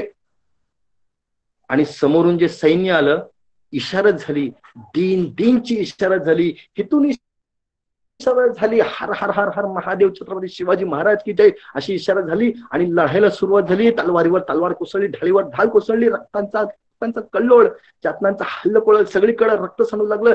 शौर्याची, पराक्रमाची लाट त्या घोडखिंडीत, पावनखिंडीत राहू लागली. इतका पराक्रम आमच्या लोकांनी, इतका पराक्रम मराठ्यांनी गाजवला. बाजी प्रभू देशपांडे 360 डिग्री तलवार फिरत होते. बाजी प्रभू इतका पराक्रमाने लढत होते, इतका शर्तीने लढतोय. एक माणूस 1000 विरुद्ध 100 असे लढत होते. म्हणजे एक माणूस 10 लोकांशी लढत होता. बाजी प्रभू देशपांडे आपल्या आजूबाजूला, चारी बाजूला सगळे सैन्याशी कापाकापी करत होते. बाजी प्रभू थकत नव्हते. आपलं जे सैन्य होतं रात्रभर पळत होतं, जंगलातून, चिखलातून, नद्यातून, नाल्यातून, ओढ्यातून, हे सगळं ओलांडत. ते जेवलेत की नाही यांची पर्वा नव्हती. आपला राजा विशालगडापर्यंत जायला पाहिजे. शिवाजीराजे घोडदौड करतात, शिवाजीराजे चालत पळत विशालगडापर्यंत जाता येते. इथं बाजी प्रभू देशपांडेंनी खिंड अडवली एकाही सैन्याला. शत्रूचे असंख्य लोक आपल्या लोकांनी कापली. आपली लोक सुद्धा कमी व्हायला लागली. 300चे 250 झाले, 250चे 200 झाले, 200चे 150 झाले. शिवाजी महाराज आता विशालगडापर्यंत पोहोचतायत. पण विशालगडाच्या पायथ्याला आपल्याच लोकांचा वेढा होता. तो वेढा शिवाजीराजांना फोडायला लागला. वेढा जेव्हा फोडणार तेव्हा विशालगडावरती जाता येणार. शिवाजीराजांनी तो वेढा फोडण्यासाठी तिथं शिवाजीराजांना पहिले युद्ध करावं लागलं. जेव्हा जिथपर्यंत शिवाजीराजे इथं लढता येते विशालगडाच्या पायथ्याशी, तेवढा वेळ बाजी प्रभू देशपांडेंना त्या पावनखिंडीत युद्ध करावं लागणार, हे शिवाजीराजांना माहित होतं. शिवाजीराजांनी इथं युद्ध चालू केलं. बाजी प्रभू युद्ध करतात. 3 तास झाले, 1 प्रहर झाला. बाजी प्रभू विसरतात, 1 प्रहर झाला, 3 तास झाले. शिवाजीराजे पोहोचले का?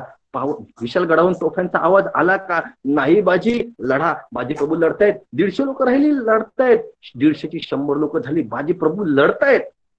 अशा परिस्थितीत सुद्धा बाजी प्रभू लढतायत. बाजी प्रभू विचारतायत, अरे तोफेंचा आवाज आला का रे? नाही बाजी, नाही आला. तोफेंचा आवाज आला नाही. बाजी प्रभू लढतायत.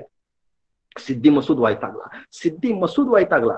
बाजी प्रभूंच्या शरीरावरती बाजी प्रभूंचा असे लढतायत. कान कापला जातोय, नाक कापलं जातोय, डोळा बाहेर येतोय, हाताचे वाट्या कापले जात आहेत. तरी सुद्धा बाजी लढतायत. एकाही माणसाला येऊ देत नाही. बाजी बोलले होते, जोपर्यंत हा बाजी आणि 300 बांधल या खिंडीत उभे, आम्ही आमच्या छातीचा कोट करू, एकाही गनिमाला या खिंडीच्या पुढे जाऊ देणार नाही राज. आणि तसंच शौर्याने बाजी प्रभू लढत होते. आता सिद्धी मसूद जो होता तो वैतागला. त्यांनी बंदूकधारी बोलवला, एका माचणावर उभा केला आणि त्याला सांगितलं, लगाव निशाणा बाजी प्रभू पे, लगाव निशाणा बाजी प्रभू पे. आणि त्यांनी निशाणा लावला. पण तो विचारायला लागला, अरे हुजूर निशाना तो लगाता हूं, हुजूर निशाना तो लगाता हूं, लेकिन मुझे ये तो बतलाए इनमें बाजी प्रभू कौन है? अरे सभी लोग बाजी प्रभू जैसे लड़ रहे हैं, सभी लोग हमारे लोगों को काट रहे हैं, इसमें बाजी प्रभू कौन है वो तो बताओ.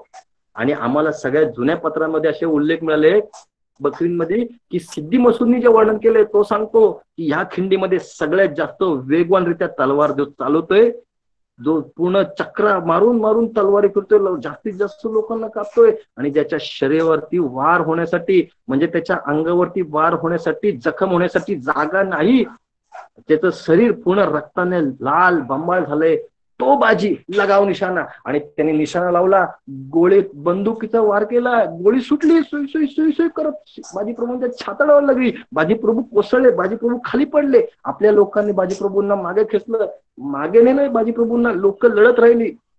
बाजी प्रभूंच्या डोळ्यावरती अंधार आला. थोड्या वेळाने बाजी प्रभू पुन्हा जागे झाले, पुन्हा त्यांना शुद्ध आले. आणि अशा परिस्थितीत बाजी प्रभू विचारतायत, राजा पोचलं का? माझे राजा पोचले का? आपले लोक म्हणतात की नाही बाजी, अशा परिस्थितीत बाजी प्रभू उठले, पुन्हा त्या रणांगण गेले, पुन्हा तलवारी घेतल्या, पुन्हा लढायला लागले. बाजी प्रभूंच्या अंगातली जी ताकद होती, जी हिंमत होती, शौर्य होतं, ते कमी झालं होतं. पण जे शरीर होतं ते थकलं होतं. शरीर थकलं होतं तरी सुद्धा बाजी प्रभू लढताय, ते इतकं लढतात की बाजी प्रभू म्हणतात यमाला सुद्धा परवानगी नाही माझ्या शरीरातून प्राण घेऊन जायची. जोपर्यंत छत्रपती शिवाजी महाराज विशालगडापर्यंत सुखरूप पोचत नाही, यमाला सुद्धा परवानगी नाही माझ्या शरीरातून प्राण घेऊन जायचे. आणि बाजी प्रभू लढत राहिले तरी ताकद नाही, तरी बाजी प्रभू लढतायत. आणि अचानक पहिला तोफेचा आवाज आला, धडामधूम. हा तोफेचा आवाज होता स्वराज्याचा. दुसरा बार सुटला धडामधूम, जिजाऊंचा. तिसरा बार सुटला धडामधूम, भवानीचा. 3 बार माझे राजे पोचले, माझे राजे विशालगडावरती पोचले. आणि बाजीप्रभू देशपांडेंनी जे तलवारी होत्या, त्या दानपट्टे ते तसेच टाकून दिले, स्वतःचं शरीर तिथं झोकून दिलं. आणि बाजीप्रभू देशपांडे म्हटले, आज माझं जीवन कृतार्थ झालं. माझं हे शरीर माझ्या छत्रपती शिवाजी राजांच्या आयुष्य वाचवण्यासाठी कामी आलं. माझ्या आयुष्यातला सगळ्यात सुवर्ण आणि सोन्याचा दिवस.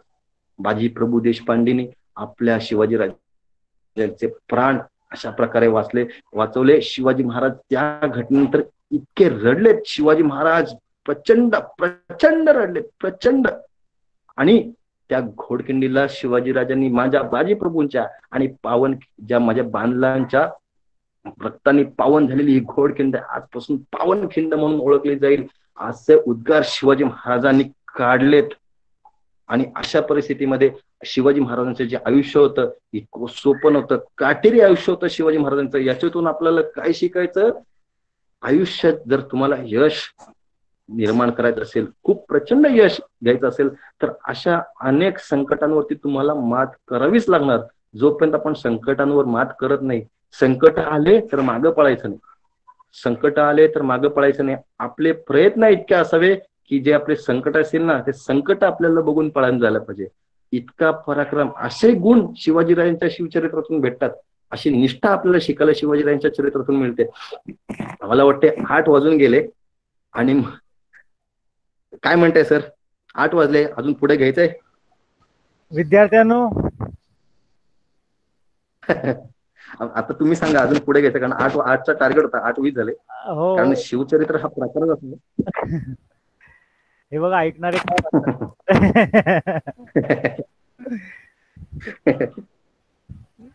एक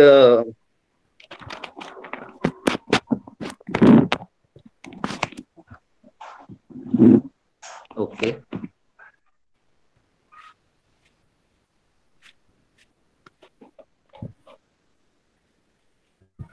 ओके. शिवाजी महाराजांच्या चरित्रातला एक वेगळा जो भाग आहे आणि मला सगळ्यात जो आवडतो तो म्हणजे उदयजी म्हणतात की कविभूषण. कविभूषणचे छंद पण घेतो. कविभूषण हा एक वेगळा प्रकार आहे शिवचरित्रातला. शिवाजी महाराजांचं चरित्र असं होतं की अनेक लोक घायल झाले होते अक्षरशः शिवाजीराजांच्या चरित्रावरती, आणि लोक अक्षरशः कौतुक करत होते. आपण आज कौतुक करतोय शिवाजी महाराजांचं, तसंच त्या टायमाला शिवाजीराजांची असंख्य लोक कौतुक करत होते. अहो, शत्रू लोकांचे कौतुक करत होते. Nice session angel match, thank you. शिवाजीराजांचं कौतुक करायला लोक थांबत नव्हती. असं चरित्र, डायनेमिक कॅरेक्टर छत्रपती शिवाजी महाराजांचं होतं. एक घटना, मी कविभूषण घ्यायच्या आधी एक घटना सांगतो. आरमार हा सगळ्यात जबरदस्त एक भाग आहे शिवचरित्रातला. कारण शिवाजी महाराजांचा जन्म शिवनेरीवरती झाला, सगळ्यांना माहिती आहे. आणि शिवाजी राजांचा जो अंत आहे तो देह जिथे सोडला, मी अंत नाही म्हणणार, शिवाजीराजांनी देह सोडला. शिवाजीराजा आजही आपल्या आजूबाजूला आहेत असं प्रखरपणे सगळीकडे जाणवतं. शिवाजीराजांचा देह सोडला शिवाजीराजांनी रायगड किल्ल्यावरती. एका किल्ल्यावरती जन्म आहे, दुसऱ्या किल्ल्यावरती त्यांनी त्यांचा देह सोडलेला आहे. आपल्याला अजूनपर्यंत एवढंच माहिती आहे की शिवाजीराजांनी असंख्य किल्ले शिवाजीराजांनी जिंकले. 350-400 पेक्षा जास्त किल्ले शिवाजीराजांनी स्वराज्यात दाखल केलेले आहेत. पण आरमार जो आहे ही जी घटना आहे शिवचरित्रातली एकदम सुपर म्हणजे फॅब्युलस अशी घटना घडलेली आहे. आपण अभिमानानं जर आज गुगलवरती सर्च केलं की फादर ऑफ इंडियन नेव्ही जर आपण सर्च केलं तर आपल्याला इंटरनेटवर म्हणजे जगाच्या पाठीवर तुम्ही कुठल्याही जगामध्ये कुठल्याही कोपऱ्यात जाऊन बसा आणि गुगलवरती टाका फक्त फादर ऑफ इंडियन नेव्ही, तर अभिमान वाटतो की गुगल आपल्याला इंटरनेट आपल्याला उत्तर देतं की Shri Chhatrapati Shivaji Maharaj he was the father of Indian Navy, not Maharashtrian Navy. He was the father of Indian Navy. का? कारण ह्या देशावरती अनेक राज्य जे सम्राट होते त्यांनी राज्य केलं, अनेक सम्राटांनी राज्य केलं, पण कोणाची हिंमत झाली नाही की आपलं स्वतःचं आरमार असायला हवं. मुघल आले, मुघलांचं आरमार नव्हतं. आदिलशाही होती, आदिलशाहीचं आरमार नव्हतं. निजामशाही होती, कुतुबशाही होते, त्यांचं आरमार नव्हतं. हे आरमार कुणाचं होतं? हे सिद्धीचं होतं जे जंजिरावरती राज्य करत होते. इंग्रज होतं जे बाहेर तिथून आले ते इंग्लंडवरून. पोर्तुगीजांचं राज्य होतं, पोर्तुगलवाले. अरब लोकांचं राज्य होतं. जे लोक समुद्रात खेळले त्यांचं फक्त आरमार होतं, पण बाकी कुणाचं राज्य नव्हतं, आरमार नव्हतं. शिवाजी महाराज या मातीतले पहिले युग पुरुष होऊन गेले की त्यांची धाडस झाली स्वतःचं आरमार निर्माण करावं. याची पार्श्वभूमी ऐकाल तर तुम्हाला जरा जेवढं सगळे मला वाटतं कल्याणमध्ये बसते जास्तीत जास्त विद्यार्थी, सगळ्यात भारी वाटेल की शिवाजी महाराजांनी प्रांत जिंकायला सुरुवात केली. शिवाजी महाराजांनी दुर्गडी किल्ला आहे तुमच्या इकडे, दुर्गडी किल्ला जिंकून काढला. कल्याण भिवंडी जिंकून काढला. कल्याण भिवंडी शिवाजीराजांनी जिंकला.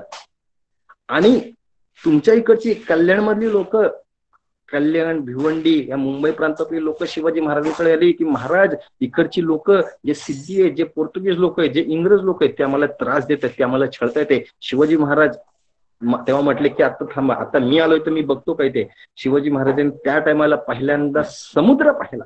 पहिल्यांदा शिवाजीराजांनी समुद्र पाहिला आणि शिवाजीराजांना लक्षात आलं की ह्या जे सिद्धी आहे, इंग्रज आहेत, ह्यांचं जे ताकद आहे ही ताकद आरमारामध्ये म्हणजे नेव्हीमध्ये. तर शिवाजी महाराजांनी तेव्हा हे घेतलं की आपलं स्वतःचं आरमार निर्माण व्हायला पाहिजे आणि शिवाजीराजांनी आरमार सुरुवात केली. आरमार म्हणजे काय? जे समुद्र सेफ करण्यासाठी जे आपण जे किल्ले बांधतो किंवा बोट्स बांधतो त्याला म्हणतात आरमार. शिवाजीराजांनी बोट्स बांधायला सुरुवात केली आणि सगळ्यात पहिली जी बोट शिवाजीराजांची किंवा आपल्या स्वराज्याची बांधली असेल ती कुठे बांधली असेल? ती जी दुर्गडी किल्ल्याच्या बाजूला जी खाडी लागते ना, तिथं शिवाजीराजांच्या पहिल्या बोटींचं बांधकाम चालू झालेलं आहे. ही सगळ्यात अभिमानाची गोष्ट असावी तुमच्या कल्याणकरांसाठी. आपल्या कल्याणमध्ये शिवाजीराजांच्या पहिल्या बोटींचं बांधकाम चालू झालंय. त्याचबरोबर पेण, आमच्या कोपरीजवळ पेण, तिकडे सुद्धा शिवाजीराजांच्या आरमाराचं बांधकाम चालू झालंय. पहिल्या बोटी आपल्या कल्याण आणि पेणला बांधण्यात आल्या. ते कोणी बांधल्या? पोर्तुगीज लोकांनी बांधल्या. पोर्तुगीज पितापुत्र होते, त्या लोकांनी आपल्या बोटी बांधल्या. आता मी नाव घेत नाही कारण ते भरपूर कन्फ्युजन होणार.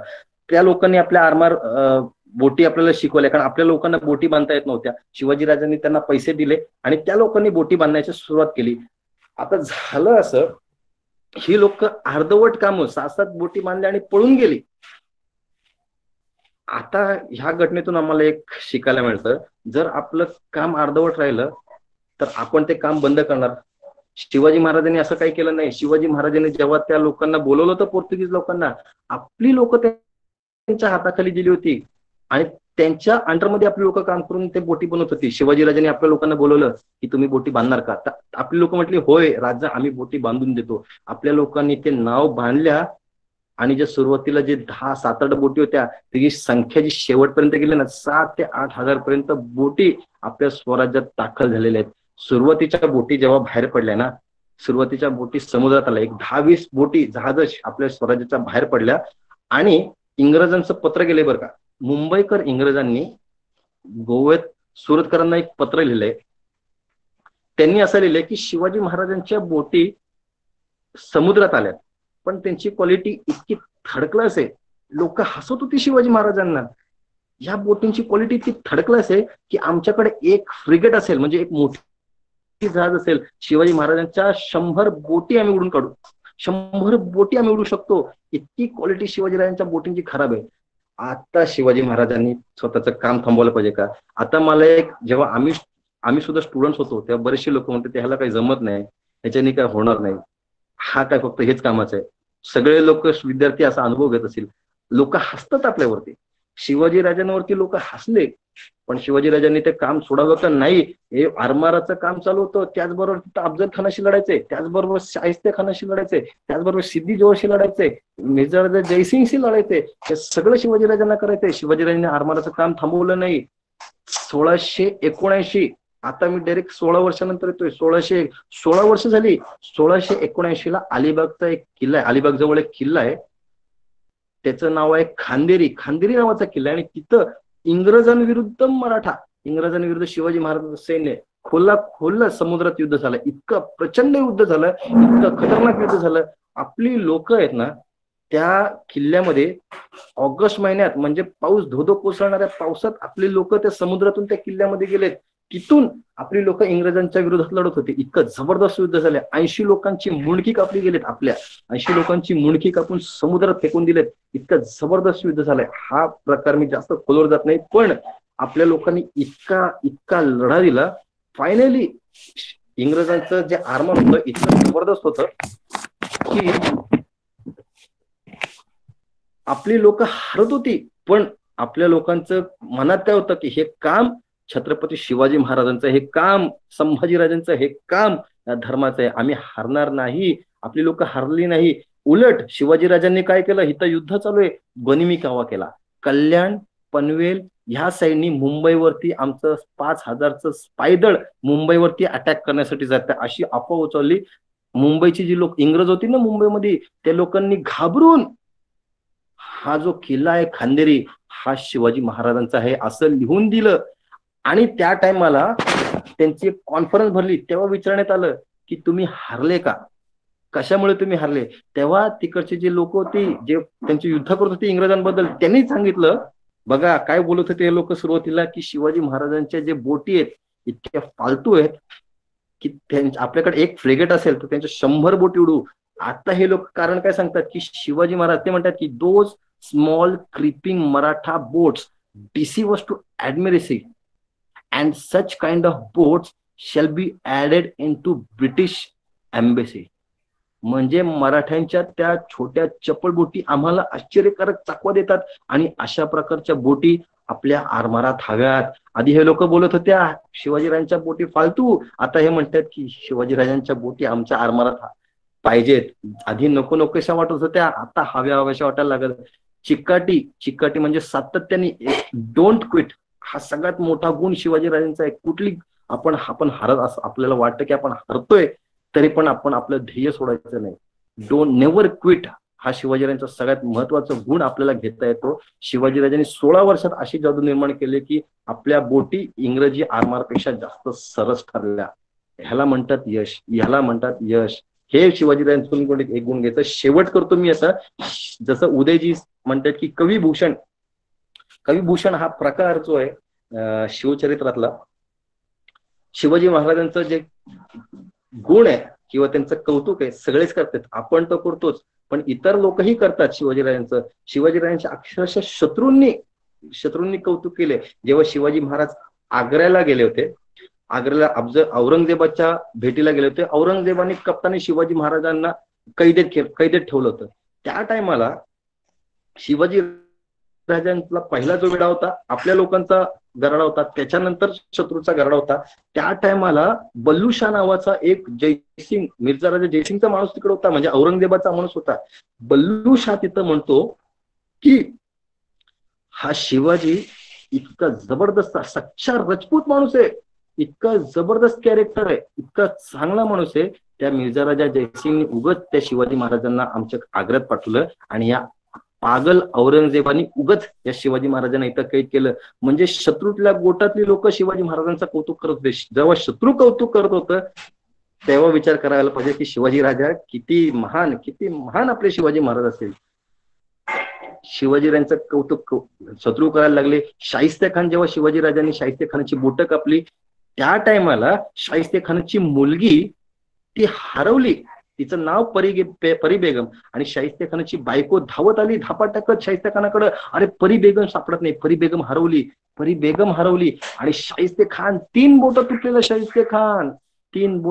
शाहिस्ते खान असा तो हसत हसत म्हणाला की घाबरू नकोस, शिवाजी आणि त्याची माणसं स्त्रियांवरती हात उचलत नाहीत, आणि जर आपल्या मुलीला शिवाजीराजांच्या माणसाने घेऊन गेले असतील तर तू निश्चिंत राहा, कारण शिवाजीराजे स्त्रियांचा इतका आदर करतात की आपल्या मुलीला साडी चोळी देऊन तिला आदराने आपल्याकडे पाठवतील. असं कौतुक शाहिस्ता खान, स्वतः शाहिस्ता खान शिवाजीराजांचा करतोय. हा हे कॅरेक्टर आमच्या शिवाजीराजांचं, हे कॅरेक्टर आमच्या शिवाजीराजांचं आहे. असंच शिवाजीराजांच्या कॅरेक्टरवरती फिदा होऊन एक कवी भाळला. तो होता उत्तर प्रदेशमध्ये त्रिविक्रमपूर नावाचा गाव, तिथून तो आला.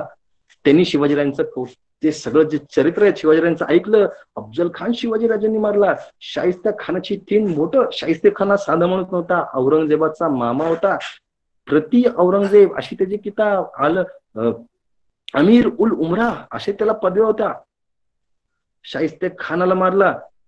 सिद्धी जोडच्या वेड्यातून शिवाजीराजांनी सटले. इतका पराक्रम शिवाजीराजांनी गाजवला. आरमार स्वतःच सज्ज केलंय. इतका पराक्रम की हा कवी भूषण दिवाना झाला. जसं तुम्ही आणि मी शिवाजीराजांसाठी दिवाणे आहोत, तसा तो दिवाणा झाला. आणि तो युपी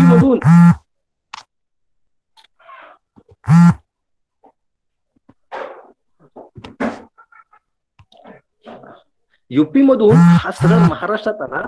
युपी मधून महाराष्ट्रात आला आणि महाराष्ट्रातून त्याला आधी विचारपूस केली, शिवाजीराजे कुठं भेटणार? रायगडावरती आला. आणि रायगडावरती जर कोणी गेले असतील तर तिकडे एक वाडेश्वर म्हणून मंदिर आहे. जगदीश्वराचा प्रसाद आहे. तिथे एक वाडेश्वर म्हणजे शंकराचं मंदिर आहे. सगळे त्यांना जगदीश्वर मंदिर असं म्हणतात. त्या मंदिरात शिवाजीराजे तिथे जातात आणि त्या शंकराचं दर्शन घेतात. हमकस आपल्या शिवाजीराजांचं दर्शन तिथे होणार. ज्या भावनेने तो कवी भूषण तिथे बसला जाऊन. आणि त्या टायमाला तिथे 3 लोक तिथे गेले, मंदिरात गेले. आणि 3 लोक मंदिरातून दर्शन घेऊन पुन्हा बाहेर आले. आणि त्या लोकांना तिथे जाणवलं की कोणतरी अनोळखी व्यक्ती आज रायगडावरती आलेत. आणि त्या माणसाला जवळ बोलवला. ही घटना शिवचरित्रातील अस्सल घटना आहे आणि ही आतापर्यंत तरी दुर्लक्षित राहिलेली आहे. त्या व्यक्तीला जवळ बोलला. त्यांनी विचारलं, तू कोण आहेस? तर समोरून आलं की जी मैं कवी भूषण. तर यांनी विचारलं, तू कशासाठी आलास? जी मैं शिवाजी महाराज को मिलने के लिए आया हूं. तर यांनी विचारलं, तू शिवाजी राजांना कशाला भेटायचंय? की जी मैं कविताएं रचता हूं, मैंने उनपे कुछ कविताएं रची है, मैं उनपे कुछ कविता सुनाना चाहता हूं. तर ह्यांनी उत्तर दिलं की असं असेल तर आम्हाला एखादी कविता ऐकून दाखव, जर आम्हाला आवडलं तर तुला शिवाजी राजांना भेटवतो. तर ह्यांनी सांगितलं की मैं आपको क्यों सुनाऊ, मैं तो शिवाजी राजे से मिलना चाहता हूं, मैं उनको ही कविता सुनाऊंगा. तर ह्यांनी सांगितलं की आम्ही शिवाजी राजांच्या अत्यंत जवळची माणसं आहोत. जसे डावा हात आणि उजवा हात तसे आम्ही शिवाजीराजांचे आहोत. तर आम्हाला आवडलं तर आम्ही तुम्हाला शिवाजीराजांना भेटवतो. तर आम्हाला ती कविता ऐकून दाखवा. तर तो म्हटला, ठीक आहे जी. तर त्यांनी ती कविता, ते काव्य, ते छंद शिवाजीराजांना ऐकवायला चालू केलं. जर कोण रायगडवरती गेला असेल आणि ते जगदीश्वर मंदिर त्यांनी पाहिलं असेल तर त्या मंदिरात ते जो परिसर आहे तिथं घटना घडली. त्या कवीने एक पाय पुढे टाकला, एक पाय मागे टाकला आणि ते काव्य, ते छंद ते शिवाजी महाराजांना ऐकवायला चालू केलं. ते काव्य, ते छंद असं आहे, आपण सगळ्यांनी हे छंद, हे काव्य कुठं ना कुठं तरी ऐकलंय, हे छंद.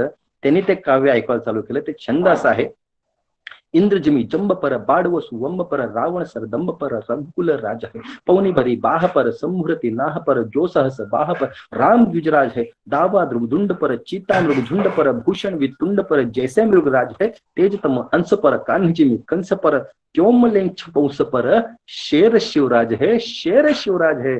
आणि समोरची तिन्ही माणसं खुश झाली, इतकी खुश झाली की ते म्हटले की बहुत खूप, पुन्हा म्हण. आणि ते त्या कविभूषणाने ते पुन्हा ते काव्य ऐकून दाखवलं.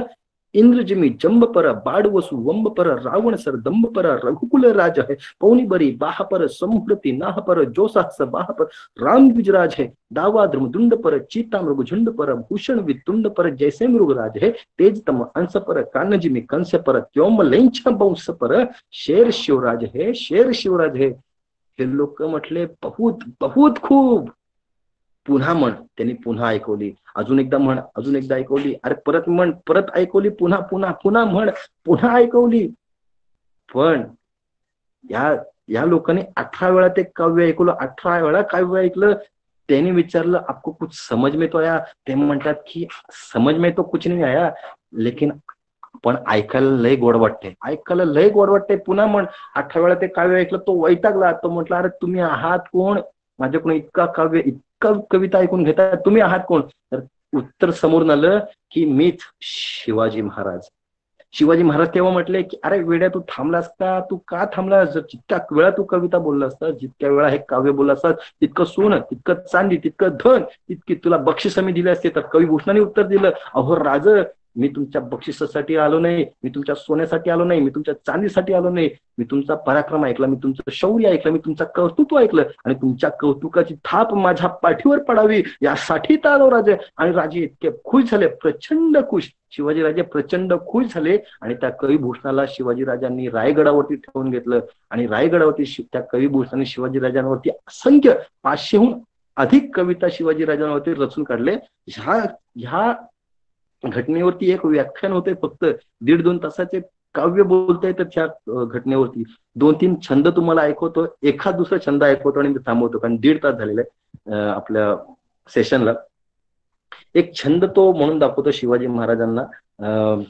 फर्जंद चित्रपट कोणी पाहिला असेल तर त्याच्यामध्ये शिवाजी महाराजांची एंट्री शेवटच्या टायमाला वॉर सीन आहे, त्याच्यामध्ये शिवाजी राजांची एंट्री आहे. तर त्याच्यामध्ये एक छंद ते घेण्यात आला, तो कविभूषणाने लिहिलेला आहे. कविभूषण शिवाजी राजांचं इतकं सुंदर वर्णन करतो की सह्याद्रीच्या पावसाच्या धारा अंगावर कोसळाव्या अशाच प्रकारचे ते शब्द कविभूषणाचे पडतात. तो असं म्हणतो शिवाजी राजांना, शिवाजी महाराज तुमचं जे सैन्य आहे ते जेव्हा रणांगणात होतं, तुमच्या घोड्यांच्या टापांमुळं इतकी धूळ उडते, इतकी धूळ उडते की ही धूळ आसमंतापर्यंत जाते, आणि जो सूर्य आहे तो छोट्या ताऱ्याप्रमाणे वाटतो, आणि तुमच्या घोड्यांच्या टापांमुळे ही जमिनीवरती इतकी कंपन होते. मर्क्युरी जर आपण ताटात ठेवली तर ती हलेल कशी, ती व्हायब्रेट कशी होईल, तशी ही तुमच्या घोड्यांच्या टापांमुळे व्हायब्रेट होते, अशी वर्णन करतो. तो असं म्हणतो, तो छंदात शिवाजीराजांच्या ह्या सैन्याचं वर्णन करतो. तो म्हणतो, राजन साजी चतुर रंगवीर रंगमेत्त रंगचडी सरज शिवाजी जंग जितन चलत है, भूषण भनत नद विहद नगार नके नदी नद मद गे रन करलत है, आइल पहिला खाइल बैला खलक में गैले गैले गज्जाबकी ठैल पहिले साइल उसलत है, तारा सो तरन दोजी थारा में लगत चिमी थारा पर पारा पारा वारयो हलत है. तो म्हणतो की शिवाजीराजे तुमचे जे सैन्य आहे ना, ते सैन्याला बघून लोक घाबरतात, लोक घाबरतात. असली वर्णन शिवाजीराजांवरती केलेले. अजून 2-3 छंद ऐकायचे असतील तर मला तुम्ही सांगा, नाहीतर मी इथे थांबवतो. तुम्हाला ऐकायचं असेल 1-2 छंद तुम्ही ऐकू शकतो, नाहीतर थांबू शकतो.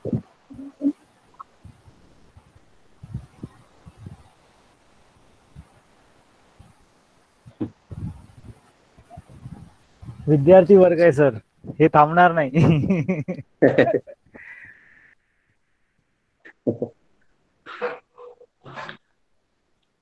शिवाजी महाराजांचं जे वर्णन कविभूषण असं करतो की, तो म्हणतो की शिवाजी महाराज, अजून एक गुण आपल्याला घेता येईल. हा लॉकडाऊनचा पिरियड आहे.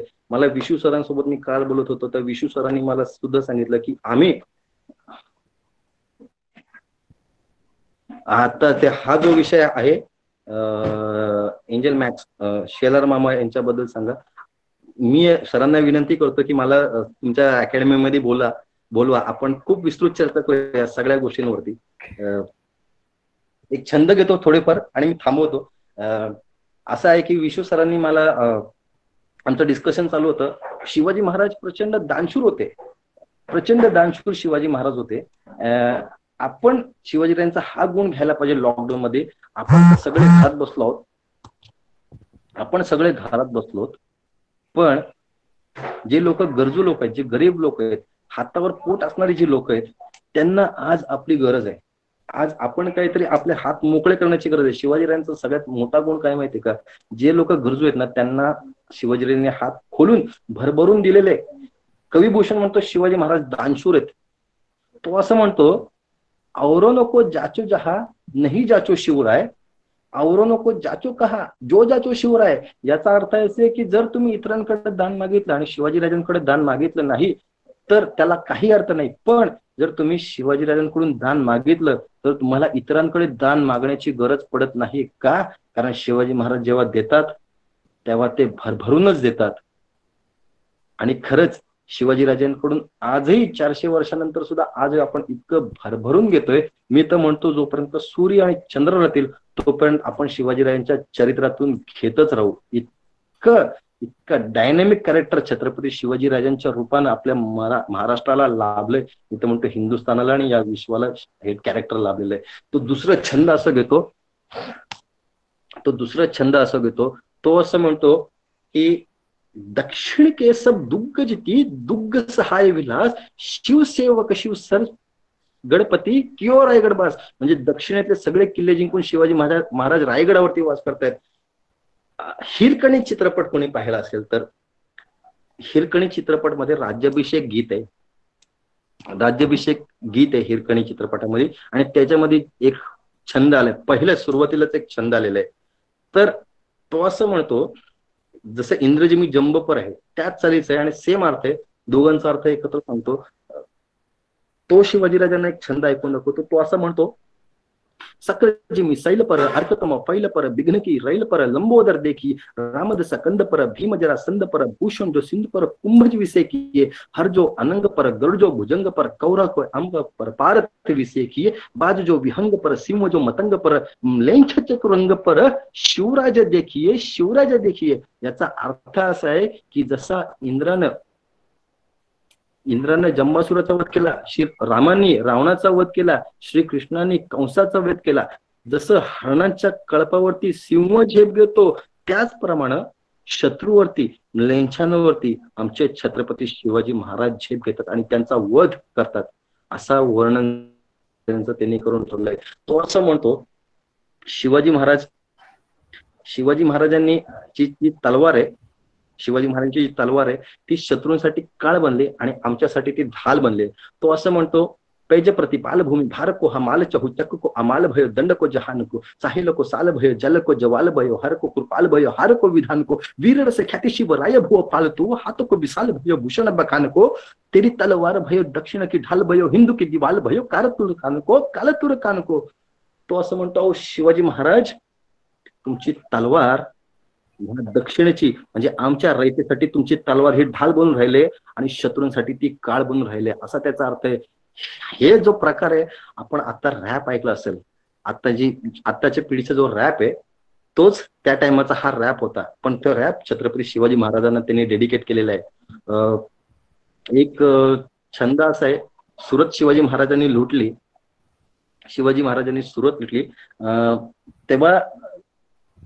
तेव्हा काय झालं, पहिली जेव्हा सुरत लुटली शिवाजी महाराजांनी 1664 शिवाजी महाराजांनी सुरत लुटली. पहिल्यांदा शिवाजीराजांनी घोडी नेली होती बरं का. हे अक्षरशः म्हणजे मुघल किती ग्रेट होते ह्याच्यावरून आम्हाला कळतं.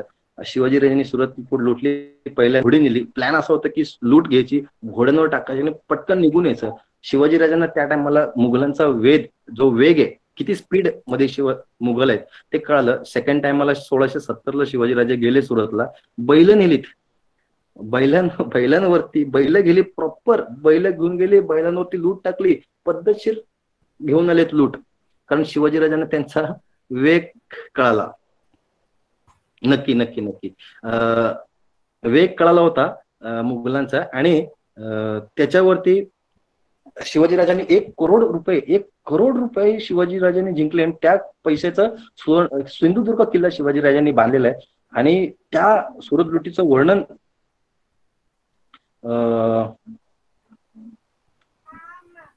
नक्की आम्ही त्या सुरत लुटीचं वर्णन कवी भूषण असं करतो. तो असं म्हणतो, ही जे छंद आहे ना बोबडी वळते, ब्रिज भाषेतली छंद आहेत आणि ही भाषा आता अलिप्त झालेली आहे, आता ही भाषा कोण वापरत नाही. तर त्या छंदाचं वर्णन असं करतो की सर संदर्भ ग्रंथाची यादी देऊ शकता का. हे जे कविभूषणाचे छंद आहेत तुम्हाला निनादराव बेडेकर यांनी एक पुस्तक काढलेलं आहे कविभूषण, त्याच्यात तुम्हाला भेटू शकतात. जे फॉरेन बायोग्राफीज ऑफ, मी अबे कॅरेचं वर्णन केलं, foreign biographies of Chhatrapati Shivaji Maharaj, त्यांनी त्यामध्ये बरेचसे जे बाहेरचे परदेशी लोक आले त्या लोकांनी शिवाजी महाराजांचे वर्णन केलेले आहे, त्याच्यामध्ये तुम्हाला भेटू शकतात. सभासद बखर तुम्ही वापरू शकता. त्याच्याबरोबर शिवभारत हा सगळ्यात प्रमाण मानता येतो आपल्याला शिवाजी महाराजांचा. शिवभारत म्हणजे कवींद्र परमानंद नेवासकर यांनी लिहिलेला एक शिवाजी महाराजांवरती ग्रंथ आहे, तो आपण वाचू शकता. हे सगळे प्रायमरी सोर्सेस आहेत. तर सुरत लुटीचं वर्णन कवी भूषण करतो. तो म्हणतो ह्या छंद थोडा अवघड आहे, बोबडी वळते अक्षरशः, जिभेचा तुकडा पडावा असे हे छंद आहेत. तो असं म्हणतो, दिल्ली दलंद बाय करी शिवसर जा निरसंक लुटलियो सुरती शहर बंकक करी येते डंक डंकक करी येते संकक करी खल सोचच्च कित बडोच्च लियो मोच्च कछल ठठ्ठई मन कठ्ठी किसोय रद्दत दिलीय सद्दत दिसी दिसी भद्दत रद्दत दिलीय. म्हणजे हे भयंकर आहे. म्हणजे हा जो छंद आहे ना, तो असं म्हणतो की शिवाजी महाराजांनी जो सुरत आहे, औरंगजेबाची आर्थिक राजधानी, औरंगजेबाचं विलक्षण प्रेम या सुरतवरती होतं. तो असं म्हणतो की शिवाजी राजांनी औरंगजेबाची आर्थिक राजधानी, मुघलांच्या गालावरचं तीळ म्हणजे सुरत, शिवाजीराजांनी अशी लुटून काढली. ढोल ताशे नगारे वाजवून शिवाजी महाराजांचं सैन्य तिथं गेलं आणि ढोल ताशे वाजवत शिवाजीराजांनी ती सुरत लुटली. आणि शिवाजी महाराजांना घाबरून तिकडची लोक जी आहेत ना, ती रडत रडत भडोत्शराकडे पळून गेलेत असं तो म्हणतो. शिवाजी महाराजांचा दरारा इतका बसला तो सुरतवरती, इंग्रजांची पत्रच्या पत्र आहेत. ते लोक असं म्हणतात की ते सारखं एक सेंटेन्स येतं की Surat trembles at the name of Shivaji. म्हणजे शिवाजीराजांचं नुसतं नाव ऐकलं की सुरत घाबरते, सुरत थरथर कापू लागते.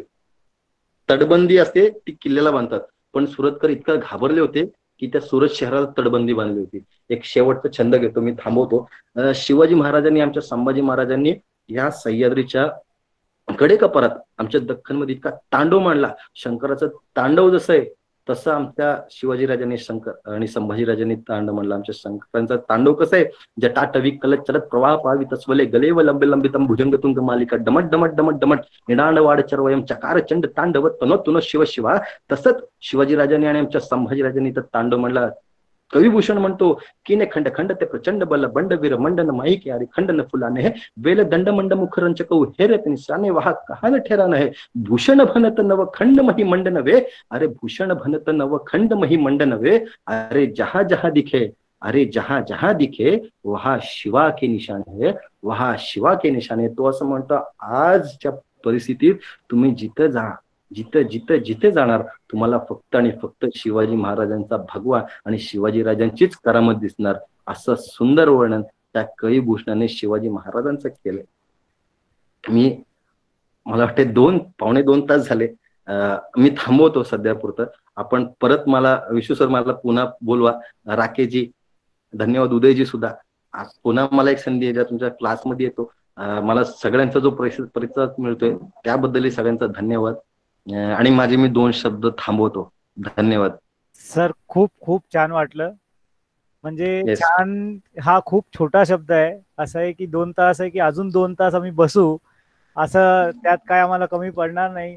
नक्की सगळे विद्यार्थ्यांना आज जे त्यांनी ऐकलंय, म्हणजे माझं जे उद्दिष्ट होता, मी काल पण तुमच्या बरोबर डिस्कस केलं, राकेश बरोबर पण हेच बोललो की आपण महाराजांबद्दल जेवढं ऐकू, अफजल खान वध असो किंवा पावनखिंड असो, प्रत्येक वेळेला ऐकताना ती ऊर्जा जी असते आपल्यामध्ये ती अजून वाढत जाते. महाराजांची आपण एक छवी काय, बाजीप्रभूंची छवी काय आपल्या डोळ्यांसमोर असते आणि अक्षरशः ऐकताना अंगावर जसं राकेश सांगितलं काटा उठतो. आणि ते असणार प्रत्येकाला ते नक्कीच असं काहीतरी वाटलं असेल आणि त्यांनी आज बऱ्याच गोष्टी महाराजांबद्दल ऐकून समजून घरी घेऊन जातील आणि आपल्या स्वतःच्या जीवनात त्याचा अंमलबजावणी करतील याची मला 100% गॅरंटी आहे. कोणाला काय आपले मनोगत व्यक्त करायचे असतील तर त्यांनी 5 मिनिटात ते करावं, कारण ऑलरेडी खूप उशीर झालेला आहे. आपण हे सेशन एंड करूया. राकेश. हा, जय शिवराय सर. आकाश सर, म्हणजे काय बोलू मी, म्हणजे अंगावर शहारे आले, मंत्रमुग्ध झालो, भारावून गेलो मी. अक्षरशः त्या काळात पोहोचलो आणि म्हणजे सांगतो काय, स्पीचलेस, अक्षरशः स्पीचलेस. म्हणजे तुम्ही जे सेशन चालू केलं तेव्हापासून जे नॉनस्टॉप जे चालू केलं, म्हणजे खरंच शब्द नव्हते. म्हणजे मी खरंच म्हणजे एवढं भारावून गेलोय ना. खूप छान गेलं सर. आपण नक्की प्रयत्न करू सर, आपण क्लासेसला जाऊ. मी सुद्धा या क्लासेसमध्ये जाऊन गेलो. विद्यार्थी खूप छान आहेत, सगळे चांगला प्रतिसाद मिळतो. मी त्यांना ट्रेकिंग वरती काही माहिती दिली, तर अनफॉर्च्युनेटली मला ते पुढे कॅरी करता नाही आलं कामामुळे. आणि आपण नक्कीच आपलं विशू सरांना आपण साथ देऊया, पुढे त्यांना ट्रेकिंग गड किल्ले विषयी आपण माहिती देऊया. आणि तुम्ही आतापर्यंत जे काय माहिती दिली, म्हणजे मी अक्षरशः मी म्हणतो महाराजांचा जन्म 1630 मध्ये झाला, त्यापासून महाराज अजून जिवंतच आहेत. आणि जिवंत राहतील. 100%. येस संतोष आणि सर, येस. राकेश कट करतो मी, सॉरी, जरा सगळ्यांना बोलू दे. संतोष सर आहेत का? हा संतोष सर, अनम्यूट करून घ्या. हॅलो, आवाज येतोय सर? हो येतो या. खूप छान सर सेशन आज झालं तुमचं. आणि जसं आता बोलले की शहारे आले आणि खरंच अशी माहिती, जिवंत माहिती ऐकल्यासारखं वाटतं. आणि सर हे मोटिवेशन विद्यार्थ्यांना म्हणजे कॉलेज आणि स्कूलच्या विद्यार्थ्यांना पण मिळणं खूप गरजेचं आहे. आणि त्यांच्यासमोर असा इतिहास जिवंत केला तर नक्कीच शिवाजी महाराज आपल्या सगळ्या विद्यार्थ्यांमध्ये त्यांचे गुण आत्मसात करायला होईल. आणि खरंच आपण शिवाजी महाराजांना आपण आपलं एक प्रेरणास्थान मानतो. त्यांचे गुण आणले तर खरंच आपण त्यांना डेडिकेटेडली आपण त्यांचं लाईफ आपलं हे होईल असं मला वाटतं. Thank you so much for this inspirational talk. या रोशन साळुंके. हा सर, बोलायचंय काय तुला? हो सर. सर तुम्हाला पहिली बार थँक्यू हा सेशन केल्याबद्दल. आणि सर तुम्हाला पण खूप धन्यवाद, कारण आम्हाला असे हे सगळं मला तर खूपच आवडतं ऐकायला. आणि तुम्ही कधी पण सांगा, मी रेडी असणार. आणि तुम्ही जे सांगितलं खरंच मी त्या काळात असं वाटतं की त्या काळात जाऊन फसलो की सगळं असं डोळ्यासमोर येते आता सगळं ते. आणि खूप आवडलं ऐकायला. थँक्यू. आणि सर नक्की आमच्या क्लासमध्ये प्लीज. नक्कीच रोशन.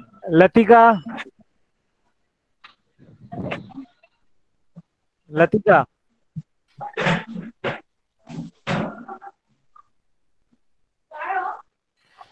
स्वप्नील विभूते.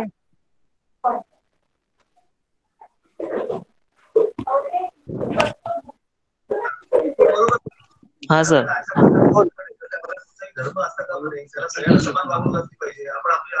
हा एक मिनिट गुणेश सर. सर आज तुम्ही ज्या तुम्ही शिवचरित्र आम्हाला सांगितलं ते खूप छान वाटलं मला ऐकून. आणि आम्ही नक्कीच तुम्ही जे शिवचरित्र आम्हाला सांगितलं त्यातून आम्ही खूप काही शिकलो आहे. आणि जसे शिवाजी महाराजांचे जे गुण आहेत आम्ही नक्कीच आम्ही आमच्या आत्मसात करू आणि त्यांना फॉलो करू. नक्कीच. थँक्यू. गुणेश गुणेश सर. हा धन्यवाद सर. खरं तर विष्णू सरांचे आधी आभार मानतो. खूप छान ऐकायची संधी दिली. मी जरा उशिराच जॉईन झालो. खूप छान पद्धतीने छंद मांडले गेले. म्हणून मी सरांना विचारलं की या संदर्भ ग्रंथांची यादी मिळेल का. मी स्वतःही जरा इतिहासाचा शिक्षक आहे, पण अजून आमचं शिकणंच चालू आहे. पण अतिशय छान पद्धतीने सर मांडलं. खरंच धन्यवाद. म्हणजे जेव्हापासून ऐकते त्याला कंटिन्युअसली मी ऐकतोय. पुन्हा एकदा तुमचे आभार आणि सरांचेही आभार, एवढी चांगली संधी दिली त्याबद्दल. धन्यवाद सर, धन्यवाद. अजून कोण आहे, कोणाला बोलायचंय? नागेश.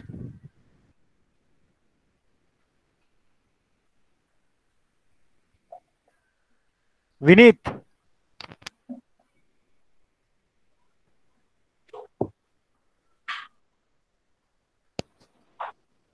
अस्मिता. हा बोल विनीत. सर मला खूप आवडलं तुमच्याबद्दल ते शिवचरित्र. एकदम असं शहारा आला, आता पण शहारा आहेत पूर्ण, एकदम मंत्रमुग्ध झाले आहे सगळं. पर एकदम मस्त वाटतं ते. सर विष्णू सर तुम्ही एकदा परत यांना समोरून बोलून एक क्लासमध्ये आम्हाला पाहिजे नाही सगळं. नक्की अनुपायचं परत. नक्की करूया आपण. ओके. अजून कोणाला काय बोलायचं असेल तर अनम्यूट करून बोलू शकता, नाहीतर आपण सेशन एंड करू. तसं 9 वाजत आलेत. आकाश सर खूप खूप धन्यवाद आपले. आणि आपण परत भेटून साठी काहीतरी चांगलं काहीतरी करू. हा सर, गुणेश सर बोलतायत काहीतरी. हा एकच मिनिट, आता जरा ऍड करतो. आता सरांनी शेवटी जाता जाता सुरत बद्दल सांगितलं, पण आजची एक दुर्दैवी घटना अशी आहे की नेमकं मुंबईतून आर्थिक केंद्र आज गुजरातला गांधीनगरला हलवलं. ही आजची एक जर अशी दुःखद घटना आहे. म्हणजे हे व्हायला नव्हतं पाहिजे, पण लॉकडाऊनच्या निमित्ताने केंद्र सरकारने उचललेलं पाऊल आहे. पण तुमच्या संदर्भात आता मला पटकन आठवलं, सुरत लुटली गेली आणि त्याच्यानंतर फक्त एक सांगायची होती माहिती म्हणून मी बोललो, पण खूपच छान झालं. तर धन्यवाद. विशू सर मला 1 मिनिट द्याल का प्लीज? हो Rakesh. Sorry extremely sorry sir. बोल तू एंड कर. नाही नाही नाही करत आहे. नाही नाही मला चालेल. मला आकाश सरांना एक विचारायचं होतं, म्हणजे इतरांना सुद्धा त्याचं क्लिअर होऊन जाईल. सर, सुरत लुटेचा आपण नेहमी लूट हा शब्द वापरतो, तर आपल्याला हो, सगळ्यांनाच माहिती आहे की लूट हा शब्द ऍक्च्युली बरोबर नाहीये. बरोबर नाही. म्हणजे लोकांना खंडणी त्याचं, हा, हा ते तर तुम्ही ते दोन म्हणजे काही शब्दामध्ये क्लिअर कराल का, म्हणजे ज्या लोकांना इतिहास माहिती नाहीये, तर हा लोकांना असं वाटतं की महाराजांनी तिकडे जाऊन येस, सुरत लुटली, तर मग त्यांचं हे म्हणजे जे चुकीचा गैरसमज आहे तो दूर झाला पाहिजे यामार्फत. म्हणजे 2 शब्दामध्ये तुम्ही तुमच्या पद्धतीने सांगा. धन्यवाद. घटना अशी घडली आहे ती, याचा जो बॅकग्राऊंड आहे तो म्हणजे कुठलीही ऍक्शन म्हणजे कोणाची ऍक्शन त्याच्या मागे काहीतरी रिझन असतो. म्हणजे शिवाजी महाराजांचे पण प्रत्येक ऍक्शनला काहीतरी रिझन होतं. सुरत लुटीच्या आधी शास्ता खान जो आपण सांगितलं 3 बोटं ज्याची तोडली शिवाजी महाराजांनी, तो शास्ता खान पुण्यात येऊन बसला. आणि तो पुण्यात 3 वर्ष राहिला शास्ता खान. त्यांनी स्वराज्याला जो लुटालूट केली आपल्या इकडची, जो नुकसान आपल्या स्वराज्याचं केलं, गावाच्या गाव उद्ध्वस्त करत होता, आपल्या लोकांकडून खंडण्या वसूल करत होता, सगळं नासधूस केली आपल्या लोकांची स्वराज्याची. 3 वर्ष त्याने लुटून काढलं, अक्षरशः पुण्यात जाळून टाकलं होतं. आणि त्याची परतफेड व्हावी म्हणून शिवाजी महाराजांनी मुघलांची आर्थिक राजधानी म्हणजे काय, सुरत. आणि सुरत लुटली म्हणजे असं काही जाणून बुजून लुटली नाही. आमचं जे नुकसान झालंय त्याची भरपाई म्हणून आम्ही ते आमच्या पद्धतीने परत करून घेतोय स्वतःकडं. याच्यासाठी त्यांनी ते प्लॅनिंग आणि ही जी मोहीम आपण म्हणतो सुरतची, ती केली. आणि ह्या घटनेमध्ये अशा गोष्टी आहेत की शिवाजी महाराजांनी जे गरीब लोक आहेत, ज्या स्त्रिया आहेत, जे धर्म काम करतात त्यांना नुकसान दिलेलं नाही. ज्यांच्याकडं वीरजी व्होरा म्हणून तिकडे एक सोन्याचा व्यापारी होता, शिवाजी महाराजांकडे इतके डिटेल्स होते त्याचे. आपला जो हेअर कातो होता ना, स्पाइस म्हणतात आपण, बहिरजी नाही, जबरदस्त लोक होते सगळे. आपले स्पाइस जे होते इतके खतरनाक होते. वीरजी वोरा नावाचं एक तिथं इसम होता, त्याच्या पिंपामध्ये किती सोनं किती चांदी भरले, किंवा त्याच्या घरात त्याच्या एका फ्रेमच्या मागं एक भिंतीमध्ये एक खड्डा आहे, त्या खड्ड्यामध्ये मागं एक मोठं घर आहे, त्याच्यामध्ये किती सोनं आहे किती चांदी आहे, हे सगळं बारीक सारीक, त्याच्या खिशात किती रुपये ते सुद्धा माहिती शिवाजी महाराजांपर्यंत पोहोचली आपल्या लोकांनी. आणि अशा लोकांना, गडगंज पैसे असलेल्या लोकांनाच शिवाजी महाराजांनी त्यांच्याकडून पैसे वसूल केलेले आहेत. म्हणजे ही लूट म्हणता येणार नाही आपल्याला. जर लूट असती तर शिवाजी महाराजांचे जो मी मोहनदास पारेखचं जे उदाहरण दिलं, जे धर्मकृत्य करतात त्यांचे सांगितलं, तर त्यांना सुद्धा शिवाजी महाराजांनी सोडलं नसतं. तर ही लूट म्हणता येणार नाही. जसं राकेशजी बोलले हे बरोबर, अगदी बरोबर आहे. हे आपण आपली परतफेड केलेली, म्हणजे आपले जो खर्च झाला, आपलं नुकसान झालंय ते आपण रिटर्न केलेलं आहे, बस. तसं शंभूराजे आणि महाराणी येसुबाई यांच्या चरित्रावर नक्की नक्की नक्की. शंभूराजे म्हणजे आमचा आवडतीचा विषय आणि महाराणी येसुबाई आपण आवडतीचाच विषय आहे. नक्की कधीतरी प्रसंग आला की आम्ही येऊ नक्कीच.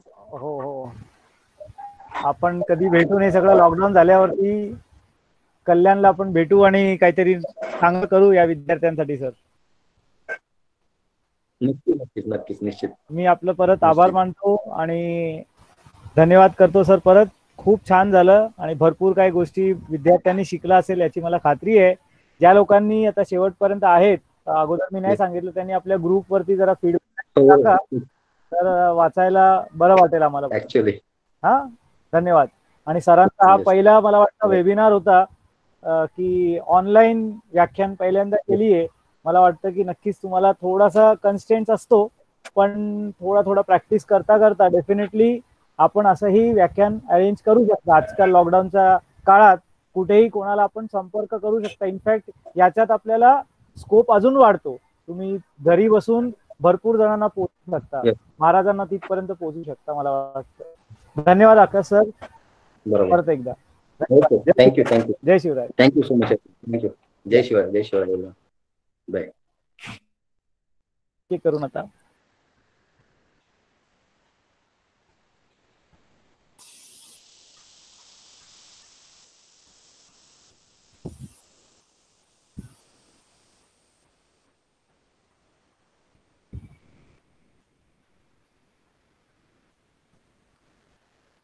मीटिंग लीव कर सकते एक एक करके सब लोग.